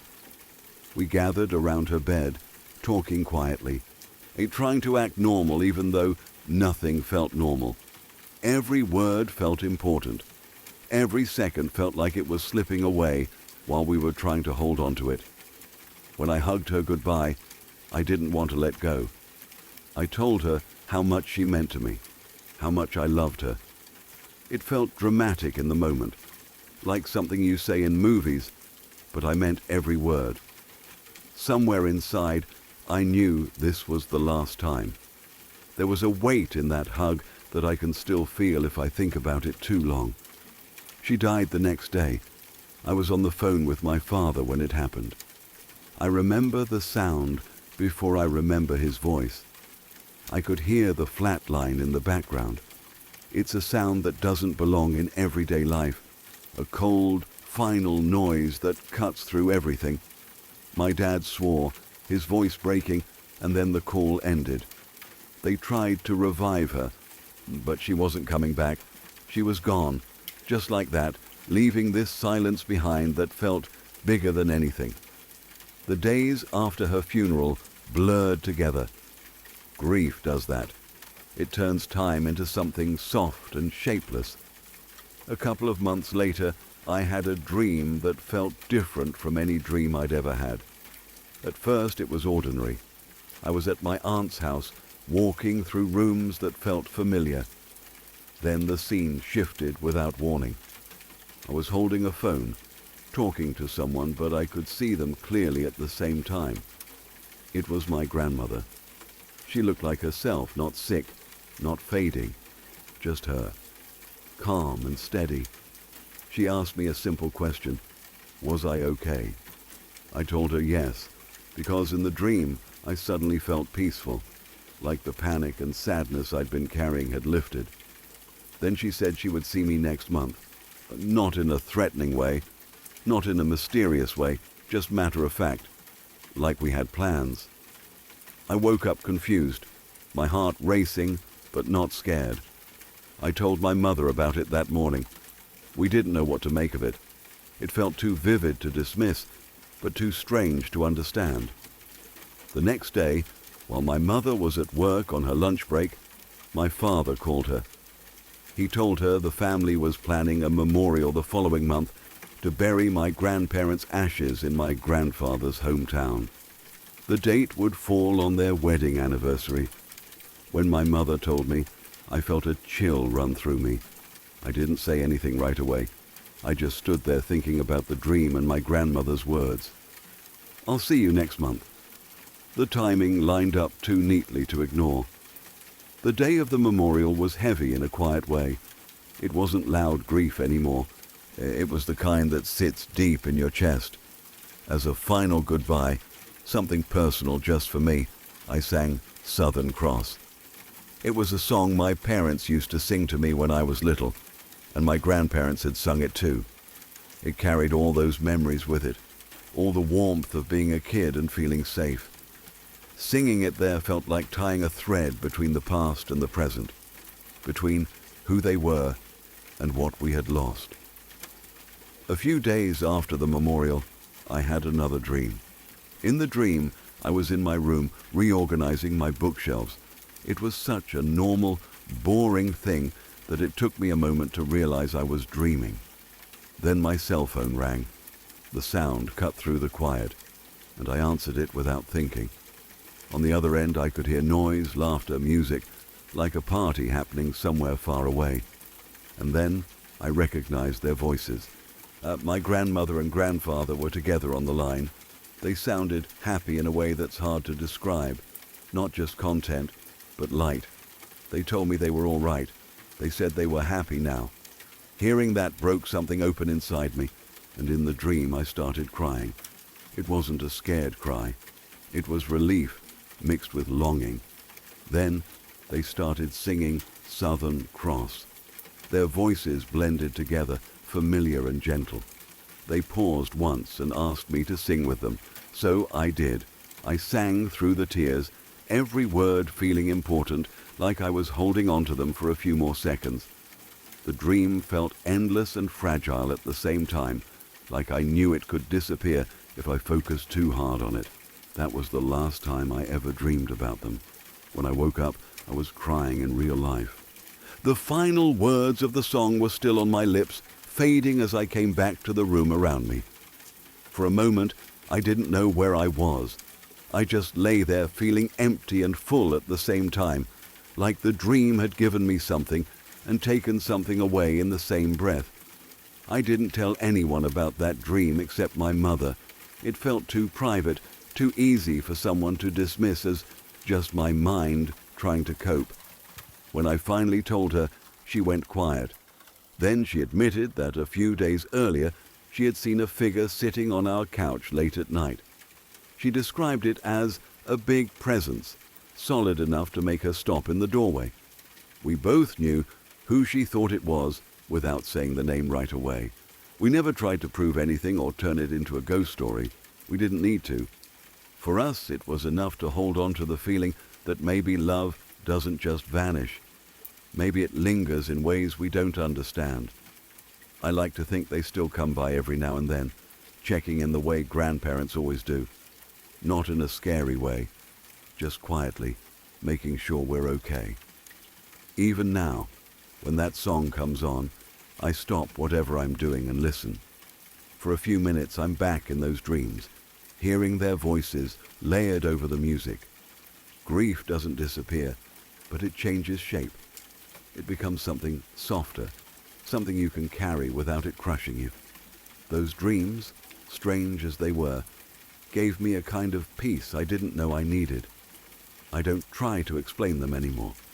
I just accept them as part of my story, part of the way I said goodbye and the way they answered back.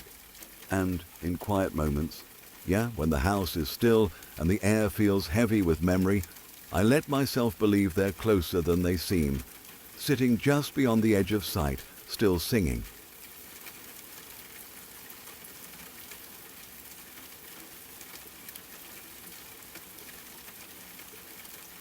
My grandparents had a cabin in a small mountain town about an hour south of where I grew up. It wasn't fancy or modern, but it was the center of so many family memories that it felt more important than any big house in the city. My grandpa had remodeled it several times back in the 1970s. He added 2 bedrooms, built a bathroom onto the back, and even moved the kitchen to a completely different part of the house. By the time I was old enough to remember it clearly, the place had a strange layout that only made sense if you knew the story behind every wall. To me, it was perfect. It smelled like pine wood, old coffee, and whatever my grandma was cooking. Every creaky board felt familiar. That cabin was where birthdays were celebrated, summers stretched out forever, and winter mornings meant thick blankets and hot chocolate. When I was around 9 years old, my grandma passed away. That year split my childhood into a clear before and after. Before, the cabin felt alive in a warm way. After, it felt hollow, like a song missing half its notes. My grandpa refused to sell the place. A lot of people suggested it. They said it would be easier to let it go, that it might hurt less not having the reminder. But he knew how much we all loved it. He said the cabin belonged to the family, and that was the end of the discussion. We kept going up there, but it wasn't the same. Every corner reminded me of her. The chair she always used, the spot at the counter where she washed dishes by hand because she never trusted machines to do it right, the way she hummed while cooking. Her absence was louder than any sound. The year after she died, another problem hit. We discovered that the old remodeling had caused hidden leaks inside the walls. Water had been seeping in for years. By the time we caught it, most of the interior walls were moldy and badly damaged. There wasn't a simple fix. The entire inside of the cabin had to be gutted. I remember walking in and seeing bare beams where walls used to be. It looked like the skeleton of a house instead of a home. My family decided to rebuild it together as much as possible. That process took almost an entire year, stretching across my 4th and 5th grade school years, and maybe even into 6th. Weekends were spent hauling materials, tearing out ruined boards, and trying to put the place back together piece by piece. We didn't change the heart of the cabin. The goal wasn't to modernize it beyond recognition. We updated the kitchen with new countertops and appliances, and someone insisted on adding a dishwasher. I remember joking that my grandma would have rolled her eyes at that. She always said washing dishes by hand gave you time to think. We sealed off part of the back bathroom that used to connect 2 bedrooms and turned that space into closets. Other than that, we tried to keep the spirit of the place intact. Even as a kid, I understood we weren't just fixing a building. We were trying to preserve memories. The first time we started staying there regularly again after the rebuild, I struggled more than I expected. It was the first time the cabin felt truly different. The walls were new. The air smelled like fresh paint and sawdust instead of her soap and cooking. I walked through the rooms feeling like a guest in a place that used to be mine. At night, I'd lie awake listening to the quiet and thinking about how she wasn't there anymore. It wasn't just sadness. It was disorientation, like the world had shifted slightly and I couldn't find my balance. That's when the strange things started happening. The first time I noticed it, I was standing alone in the middle of the living room. No one else was nearby. Out of nowhere, I smelled her body wash. It was a specific scent, one I hadn't encountered since before she died. It was soft and floral, and the moment it hit me, I felt frozen. The smell was strong, like someone had just stepped out of a shower and walked past me. I turned in a circle, expecting to see one of my relatives, but the room was empty. The scent lingered for several seconds and then faded. I told myself it was my imagination, that my brain was filling in gaps because I missed her. But it happened again and again, always when I was alone. The smell would appear in the middle of a room, not tied to any object or person. Each time it brought a mix of comfort and unease. Part of me wanted to follow it. Another part of me was scared to move. Not long after that, I saw something that shook me more. I was sitting near the hallway when a figure darted across it. It was fast, just a blur of movement, but I caught enough to register a shape. It was small and familiar in size and build. My heart jumped into my throat because my first thought was that it looked like my grandma. The way it moved, quick and purposeful, reminded me of how she used to hurry from room to room when she was busy. I stood up so fast my chair scraped the floor. When I ran to the hallway, it was empty. No footsteps, no doors closing, just silence. I didn't tell anyone right away. I was afraid they'd think I was trying to get attention, or that grief was making me imagine things. I kept it to myself and tried to act normal. But the experiences continued. Sometimes, when I was pouring a drink, my hand would suddenly jerk away from the cup. It wasn't a natural twitch. It felt like a sharp tap across my wrist, like someone had smacked my hand lightly. The first time it happened, I dropped the bottle and stared at my arm. There was no mark, but the sensation had been real. It startled me so badly I stepped back from the counter. These little incidents came and went without warning. A smell, a flash of movement, a sudden touch. None of them lasted long, but together they formed a pattern I couldn't ignore. Oddly, I didn't feel threatened. Startled, yes. Confused, absolutely. But underneath that was a strange sense of familiarity.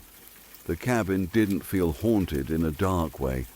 It felt watched over. As weeks passed, my fear slowly shifted into something else. Each time I smelled that scent or caught a glimpse of motion, the sharp panic faded faster. Instead, I'd feel a tight ache in my chest, followed by a warmth I can't fully explain. It felt like being reminded of a presence I missed. I started talking quietly when I was alone, not full conversations, just small acknowledgements, saying things like, "I know," or "I'm okay." I never heard a voice in return, but the air would feel lighter afterward. Looking back, I realized how deep my grief had been. I was a kid, trying to understand death for the first time, and the cabin was where all my memories of her lived. Maybe my mind created those moments as a way to cope. Or maybe there are things we don't fully understand about love and attachment, about how people leave traces of themselves in places they cared about. At the time, I didn't care about the explanation. What mattered was how it made me feel. One afternoon, after my hand jerked away from a glass again, I stood there breathing hard and suddenly started laughing. Not because it was funny, but because I felt scolded in the gentlest way. My grandma had always been practical. She didn't like self-pity. If I was moping as a kid, she'd nudge me and tell me to get up and enjoy the day, because time didn't wait around. Standing in that kitchen, I had the overwhelming impression that she was telling me the same thing. Stop being stuck in sadness. Enjoy what's in front of you. After that realization, the experiences slowly faded. The scent appeared less often. The hallway stayed empty. My hands stopped jerking away from cups. Instead of feeling abandoned by the quiet, I felt settled. The cabin started to feel like home again, not a museum of memories, but a living place where new ones could form. I ran around outside with my cousins, played games at the table, and laughed without that constant weight in my chest. I never felt like I was being haunted. If anything, I felt guided. It was as if the part of her that lived in my memories had reached out just enough to push me forward. Whether it was my mind healing itself or something beyond that, I can't say for certain. I only know the effect it had on me was real. It helped me let go of the frozen sadness and accept that loving someone doesn't end when they're gone. Even now, when I visit that cabin, I sometimes pause in the hallway and half expect to catch that familiar scent. I don't chase it anymore. I don't need proof of anything, The place feels peaceful. Her presence is woven into it in a quieter way, like a foundation you don't see, but trust to hold everything up. I like to think that if she could see it now, she'd be proud that we kept the cabin alive and filled it with noise and warmth again. And whenever I start dwelling too long on what I've lost in life, I remember that sharp little tap on my wrist and the feeling that followed, a reminder to keep moving, to enjoy what's here while I can. In that sense, she never really left. She just found a different way to keep teaching me how to live.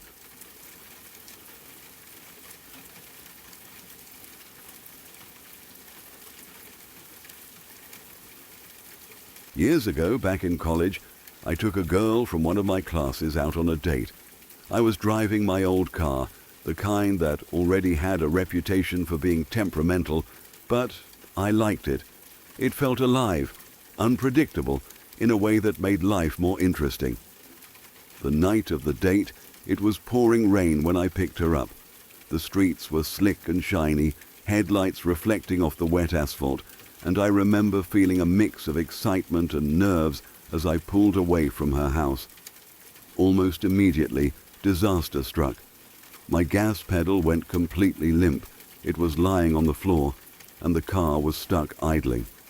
I had barely moved a foot when I realized I was powerless to accelerate. My heart raced as I tried to stay calm. I idled awkwardly across the intersection, careful not to get hit, and managed to pull into the only place I could safely get off the road, the police station parking lot. I popped the hood, my hands already wet from the rain, and discovered that the rod connecting the gas pedal to the carburetor had fallen off. That tiny piece of metal was all that separated us from being stranded. I tried to laugh it off, but in the 2 or 3 miles between her house and the movie theater, that rod fell off 2 more times. I had never had this problem before, and in all the years since, it never happened again. It was like the car had decided this was its one chaotic moment, and then it would be done with it. After the movie, I wanted to make absolutely sure nothing would go wrong on the way home. I rummaged in the trunk, found a spare shoe, pulled out the laces, and tied the rod to the carburetor as best as I could. And I thought I was ready to go. I backed out of the parking spot, and that's when I felt it, a pop from the steering wheel. It was unnerving, but the steering still worked, just not as well as it should. I didn't want to embarrass myself any further in front of my date, so I crossed my fingers, gripped the wheel tighter, and pressed on. Looking down at the gauges, I realized more problems were happening at once. The temperature gauge was climbing steadily, and the amp gauge was falling. My heart sank. I found myself practically praying, "Just let me get her home, please." Every bump in the road, every creak from the car, made my stomach twist. The rain continued to pour, making it impossible to stop and inspect anything further. Miraculously, I made it back to her house. I pulled around the corner, popped the hood again, and immediately saw what had caused the pop I'd felt. The rubber coupler connecting the steering column to the steering box had ripped, and the thermostat gasket had sprung a tiny leak, spraying coolant directly onto the back of the alternator. It was a mess of small disasters that could have been catastrophic if they had happened on a busy street or at high speed. I couldn't help but laugh nervously, thinking how absurd it all was. I've owned that car for over 20 years now, and none of those issues have ever repeated themselves. That night felt like some strange cosmic alignment of problems, a perfect storm of mechanical failure that somehow, by some miracle, didn't end in total disaster. Then, about a year later, something happened that made me rethink that night entirely. The local newspaper ran a special in memoriam section where families could publicly mourn lost loved ones. I was flipping through it when something stopped me cold. There was a memorial for a young man with the same unusual last name as the girl I had taken out that night. He had drowned about a year before I even met her. I remember staring at the page, my mind trying to make sense of the timing. It was like he had been watching over her, protecting her in ways I could never have imagined. The thought hit me hard. Maybe every mechanical failure, every near disaster that night was more than coincidence. Maybe something or someone had intervened to make sure we got through the night safely. I couldn't explain it, couldn't reason it away, but I never forgot it. Looking back now, it feels like one of those moments you realize later was far stranger than it seemed at the time. What started as a simple, rain-soaked college date turned into a night of improbable mechanical chaos, survival, and somehow quiet protection from beyond. I still tell the story when people ask about the car or about strange coincidences in life, but no retelling ever quite captures the mix of fear, relief, and awe I felt that night.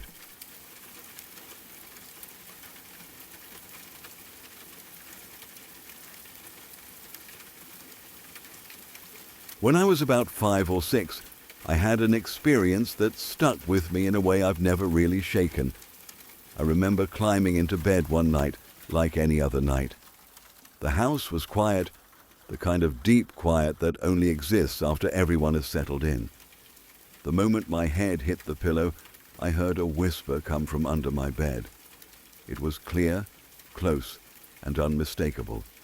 It said one word: blood. I froze. I didn't scream. I didn't move. I just lay there in stiff terror, staring into the dark, trying to convince myself I imagined it. My heart was pounding so hard I could feel it in my throat. After about 30 seconds, which felt like forever, I launched myself off the bed as far from the edge as I could and ran straight to my mother's room. I told her what I heard and asked if I could sleep with her. She let me crawl into her bed, and I eventually fell asleep, but the fear sat in my chest like a weight. The next day, something happened that made the memory of that whisper feel even heavier. My mom was walking through the door that led to the garage when it suddenly slammed shut on her heel. There was a thin metal lip on the bottom of the door, and it sliced her heel open badly. I remember the blood more than anything. It was everywhere. She was on the floor trying not to pass out, trying not to throw up, and I just stood there staring. I also remember feeling this horrible presence near the basement stairs, right next to that door. I didn't see anything. It was just a feeling, thick and suffocating, like the air itself was watching. My mom said the door must have slammed from a gust of wind. The garage had other doors, so it was possible. But I don't remember anything like that ever happening again in that house. The detail that always haunted me was that there was a vent under my bed that connected to the basement. I used to lie awake sometimes staring at that vent, wondering if the whisper came through it, wondering what could have been down there. That house always felt wrong to me. The best way I can describe it is that it felt soaked in sadness. Not fear exactly, sadness, like a heavy, invisible fog that hung in the corners and seeped into everything. And the strange thing is, whatever that feeling was, it didn't start there. I remember seeing something even earlier, when I was about 3 years old, in my parents' bedroom before they divorced. I woke up in the middle of the night and saw a shape sitting upright like it was reading a book. It wasn't solid. It was like a white shadow, barely there, like smoke trying to hold a human shape. I remember stopping and staring because my brain couldn't make sense of it. When I focused on it, it slowly faded away. As it disappeared, I felt this wave of sadness crash into me for no reason. It was the first time in my life I remember feeling true sadness, and it wasn't attached to anything. It was just there, sudden and overwhelming, like the feeling had been handed to me. A chill ran up my spine and settled at the base of my skull. I never felt like that presence was evil. If anything, it felt broken, lonely, like it was watching more than haunting. There were other moments over the years that followed the same pattern. I'd feel watched. Sometimes I'd get a strong sense of warning, like I shouldn't be somewhere. Other times it felt more aggressive, like I was being pushed away from a place I didn't belong. It almost felt like two different forces, one protective and one hostile, overlapping in the same space. And these moments tended to come in pairs. Something unsettling would happen, and then something else would follow, like a response. The last major experience came when I was a little older, just before middle school. I had a dream about my dad. He was a smoker back then. In the dream he was crying, which was strange on its own because he wasn't the kind of man who cried in front of us. He handed a cigarette to what I somehow understood was the same presence I'd felt for years. I didn't see a face. I just knew. A few days later, he sat us down at the table and told us he had throat cancer. It was caught early and considered mild, but it was still cancer. He survived, but he lost a large portion of his neck and deals with stiffness and nerve damage to this day. He never smoked again after that. After that period, the experiences stopped. Completely. No more shapes, no more whispers, no more heavy feelings in rooms. It was like whatever had been around me decided it was done. Looking back, I can rationalize parts of it. Childhood imagination, half-dream states, stress in the household. But even with all the logic in the world, the emotional memory of those moments doesn't feel imaginary. They feel carved into me in a different way. There's one more strange detail that always bothered me. My earliest memory isn't a memory in the usual sense. It's a dream I had when I was 3. In that dream, I was standing in a bedroom I didn't recognize. Years later, when I was 7, we moved into a house, and I was given a room that matched that dream almost perfectly. The layout, the light, the feeling of standing in the doorway. When I walked in for the first time, I got this dizzy sense of déjà vu so strong I had to sit down. I don't claim to know what any of this means. Maybe it was a child's brain trying to process fear and sadness in a house that held a lot of tension. Maybe it was coincidence stacked on coincidence until it formed a story that felt supernatural. Or maybe there are things we brush against when we're young that we lose the ability to see as we grow up. All I know is that those years felt like living next to a thin curtain. Sometimes it shifted, and I caught glimpses of something on the other side. Not a monster, not an angel, or just something old and sad that passed through my life for a while and then moved on. And even now, when I think back on it, I don't feel terror as much as I feel a strange kind of sympathy, like remembering a visitor who never meant harm, but carried a weight I was too young to understand.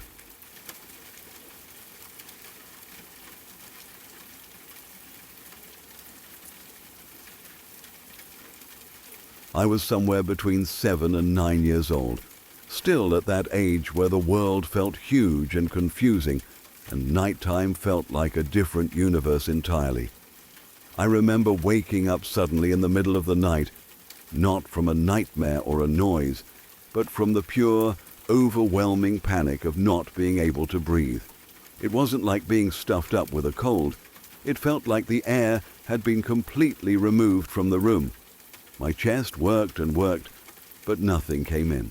Every attempt to inhale felt empty. I sat straight up in bed, my heart racing so fast it hurt, and I tried again and again to take a breath. Nothing. The fear hit me all at once. I didn't think in words. I just knew I was in trouble. My throat made these horrible dry gasping sounds, like a fish pulled out of water. I stumbled out of bed, my legs shaky and uncoordinated, and ran for the stairs. The hallway was dark except for the faint glow of a nightlight, and I remember grabbing the wall to steady myself because I felt dizzy. Each second stretched out forever. I was convinced that if I didn't reach my parents in time, I was going to die right there in the hallway. I practically fell up the stairs, dragging myself by the railing, making those awful, choking sounds the whole way. I burst into my parents' room without knocking and went straight to their side of the bed. I tried to speak, but all that came out were broken gasps. My mom shot upright immediately. I must have looked terrifying because her face changed in an instant from sleepy confusion to absolute panic. My dad woke up a second later and turned on the lamp. The light felt blinding. Oh, and I remember squinting and clutching at my chest, trying desperately to pull in air that still wouldn't come. My mom grabbed my shoulders and kept asking what was wrong, but I couldn't answer. I just stood there, gasping like I'd been underwater too long. She didn't waste time trying to figure it out. She jumped out of bed and started throwing on clothes as fast as she could. My dad was already moving, pulling on his shirt and heading for the door. The energy in the room was frantic and sharp. Even as a kid, I could feel how scared they were, and that made everything worse. My dad ran downstairs to wake my sisters. The plan was clear even to me in my panicked state. We were going to the hospital. My mom stayed with me, one hand on my back, telling me to try to breathe slowly, even though I clearly couldn't. My vision had started to narrow at the edges, and there was a loud rushing sound in my ears. Every second felt like I was slipping further away from the room, like I was fading out. Then, as suddenly as it had started, it stopped. I sucked in a full breath so hard it hurt. The air rushed into my lungs like a wave, and I nearly choked on it. I stood there coughing and gulping, taking huge, greedy breaths. It felt exactly like my head had just been pulled out of water after being held under too long. My chest burned, but I didn't care. I could breathe again. The relief was so intense it made me weak. My knees almost gave out. My mom froze, staring at me. 1 second I was suffocating in front of her. The next I was breathing normally, just shaken and crying. She kept asking if I was okay, if it still hurt, if I could breathe. And I nodded over and over. I didn't understand what had happened. I just knew the terror had passed as quickly as it came. A few moments later, my dad came back upstairs, but his expression wasn't relief. It was a different kind of fear. He told my mom that one of my sisters wasn't in her room. Her bed was empty. At first, they thought she might be in the bathroom or getting water, but the house was silent. The back door was unlocked. Even as a kid, I understood what that meant. My sister had snuck out. The panic in the house shifted direction. My breathing crisis was suddenly in the background. My parents started calling her name, searching the house and yard, hoping she'd pop out from somewhere and laugh and say it was a joke. She didn't. The night stretched on in a horrible, tense waiting game. I sat on the couch wrapped in a blanket, still shaky from what had happened to me, listening to my parents talk in low, urgent voices. The clock seemed louder than usual. Every sound from outside made us all look toward the windows. Eventually there was nothing to do but wait for her to come back. I must have dozed off at some point, because the next thing I remember is waking up to the sound of the front door opening in the early morning light. My parents were already up. My sister stood in the doorway, pale and trembling. She didn't look like someone who'd had a fun night out. She looked like she'd seen something that had drained the color out of her. My mom rushed to her and grabbed her, half hugging her and half checking to make sure she was really there. My dad's voice was shaking when he asked where she'd been. For a second, my sister couldn't even answer, as she just stood there breathing hard, like she'd run all the way home. When she finally spoke, her voice was small and unsteady. She said that while she was out, a man in a car had pulled up next to her. At first, he tried to talk to her, asking if she needed a ride. She ignored him and kept walking. He followed her slowly, matching her pace. Then he reached across and threw the passenger door open while the car was still rolling and told her to get in. She ran. She said she could hear the car speeding up behind her, tires crunching on the road. She cut through yards, jumped fences, and didn't look back. At one point she tripped and scraped her hands, but she didn't stop. She just kept running. The car eventually disappeared, but she didn't feel safe until she was back on our street. Even then, she waited in the shadows, watching the house. making sure no one had followed her. As she told the story, the room felt heavy and quiet. My parents looked sick. I sat there hugging my blanket, staring at her scraped hands, trying to understand how close something terrible had come to happening to our family that night. What I couldn't shake, even then, was the timing. The exact moment I couldn't breathe, the moment I ran upstairs in blind panic and woke the entire house, was the same night my sister was out there running for her life. If I hadn't woken up like that, my dad wouldn't have gone downstairs. He wouldn't have discovered she was gone. The house would have stayed asleep, unaware. The connection settled into my mind in a way I couldn't explain. To this day, I still don't know what caused my breathing to stop like that. I'd never had asthma. I wasn't sick. There was no medical explanation anyone could point to. It happened once and never again. Doctors later shrugged and suggested maybe it was a night terror or a strange panic episode, but that never felt right. I remember it too clearly. It wasn't a dream. It was physical and real and absolute. What stays with me most is the feeling that something yanked me awake on purpose. The sensation wasn't just fear, it was urgency, like an alarm going off inside my body. Every instinct pushed me upstairs, pushed me to wake my parents, pushed me to make noise and force the house into motion. And the second that mission was accomplished, the second everything was awake and aware, I could breathe again. I've replayed that night in my head countless times over the years. I can still see the dark hallway, still feel the burn in my lungs, still hear my sister's voice shaking as she described the car creeping alongside her. The two memories are tied together so tightly that I can't separate them. Maybe it was coincidence. Maybe my body just malfunctioned at the worst possible moment, and the rest is a story my brain built afterward to make sense of it. But there's a part of me that doesn't believe that. There's a part of me that thinks something reached across the dark and shook me awake because my family needed to be awake, because my sister needed a house full of lights and worried parents waiting for her when she came back. I've never had another night like that.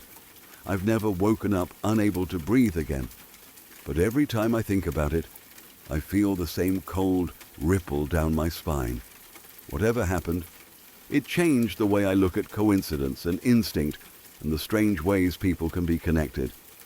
I was just a kid, scared and gasping in the dark, but somehow that moment wrapped itself around something much bigger happening at the exact same time. And even now, years later, I can't explain it. I just know that on the night my sister almost disappeared, something made sure the rest of us were awake.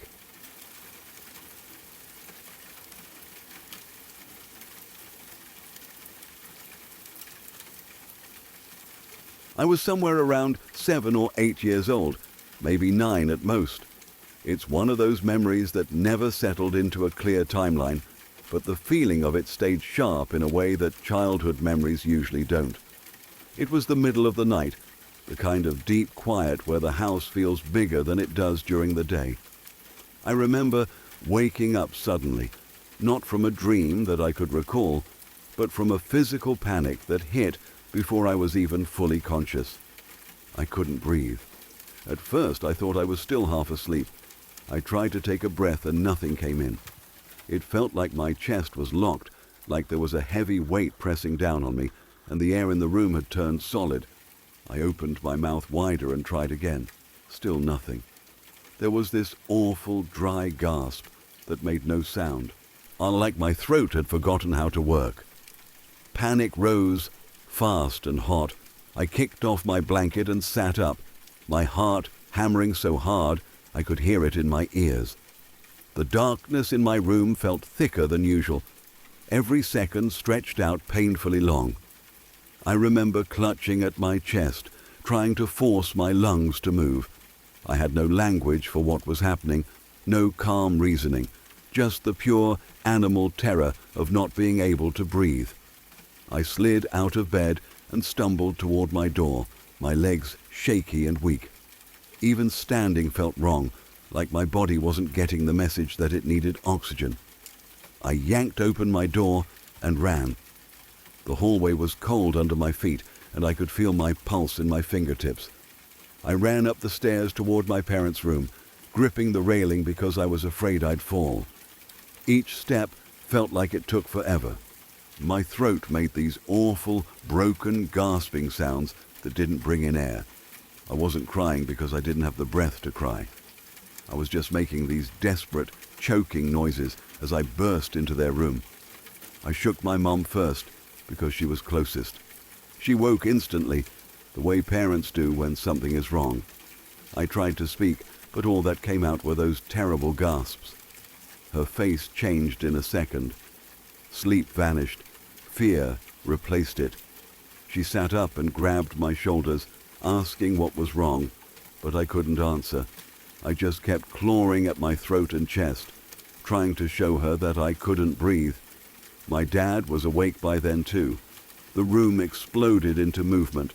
My mom jumped out of bed and started throwing on clothes with shaking hands. My dad scooped me up, his voice loud and sharp in a way I'd never heard before, telling me to breathe, telling me it was okay, even though it clearly wasn't.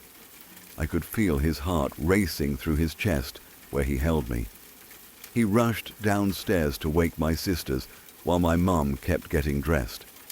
I remember the way the house felt suddenly chaotic and alive, lights snapping on, footsteps pounding. My head felt light and floaty, and my vision was starting to blur at the edges.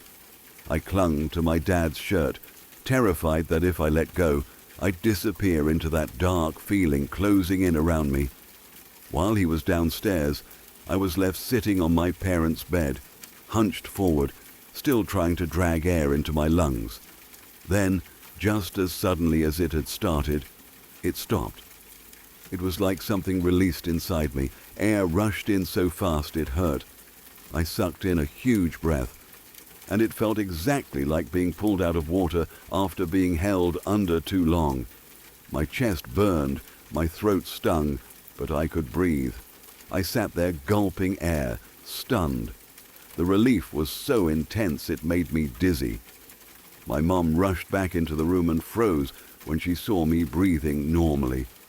She dropped to her knees in front of me, holding my face, asking if I was okay, if I could talk now. I nodded, still too shaken to form real words. The fear didn't disappear with the air returning.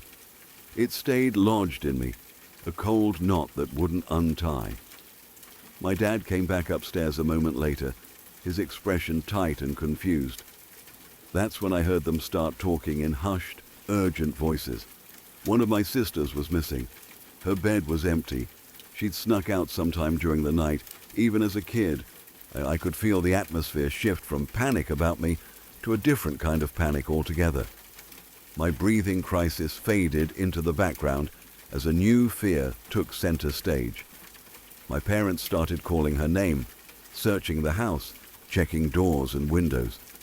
I sat on the edge of the bed, wrapped in a blanket, listening to the fear in their voices echo through the house.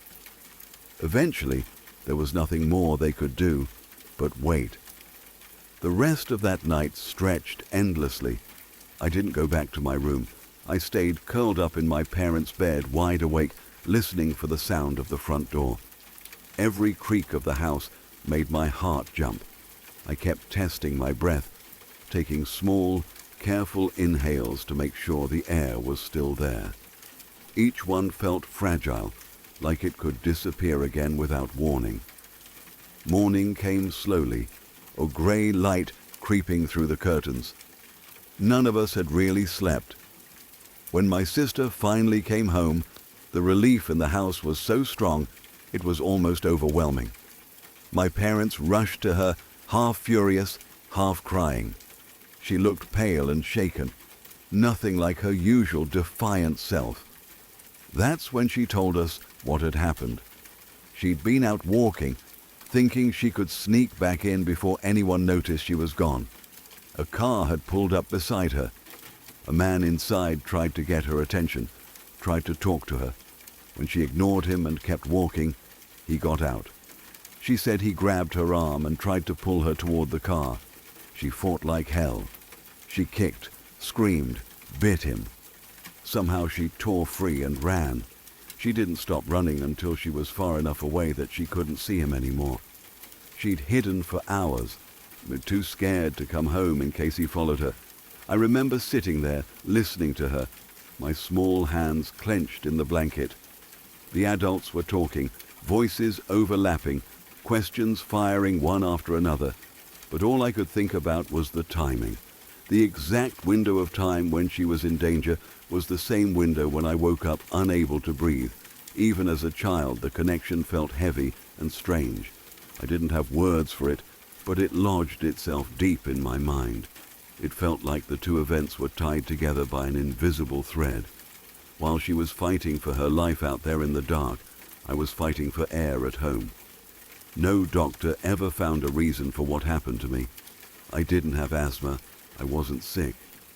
There was no lingering condition that explained it. It never happened again, not like that. My parents chalked it up to a night terror or some freak physical glitch. Life moved on, as it always does. But I never forgot the sensation of that night. Even now, years later, I can close my eyes and feel the memory of that suffocating panic. I can still remember the exact moment the air came rushing back, the sharp, painful relief of it.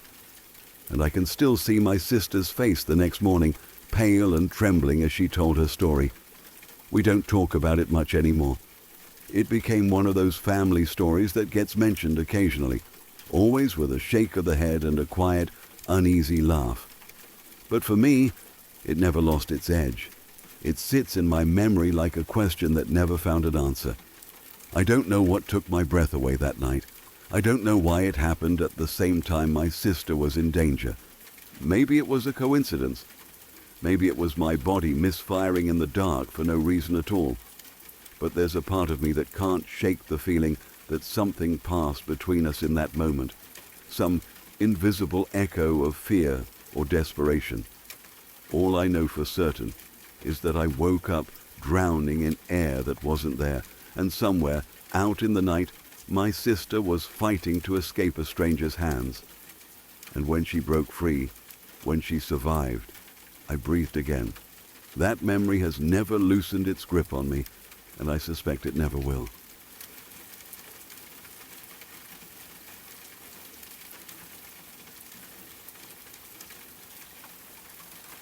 If you made it all the way to the end, tell me in the comments, which story creeped you out the most? And did any of them feel a little too familiar?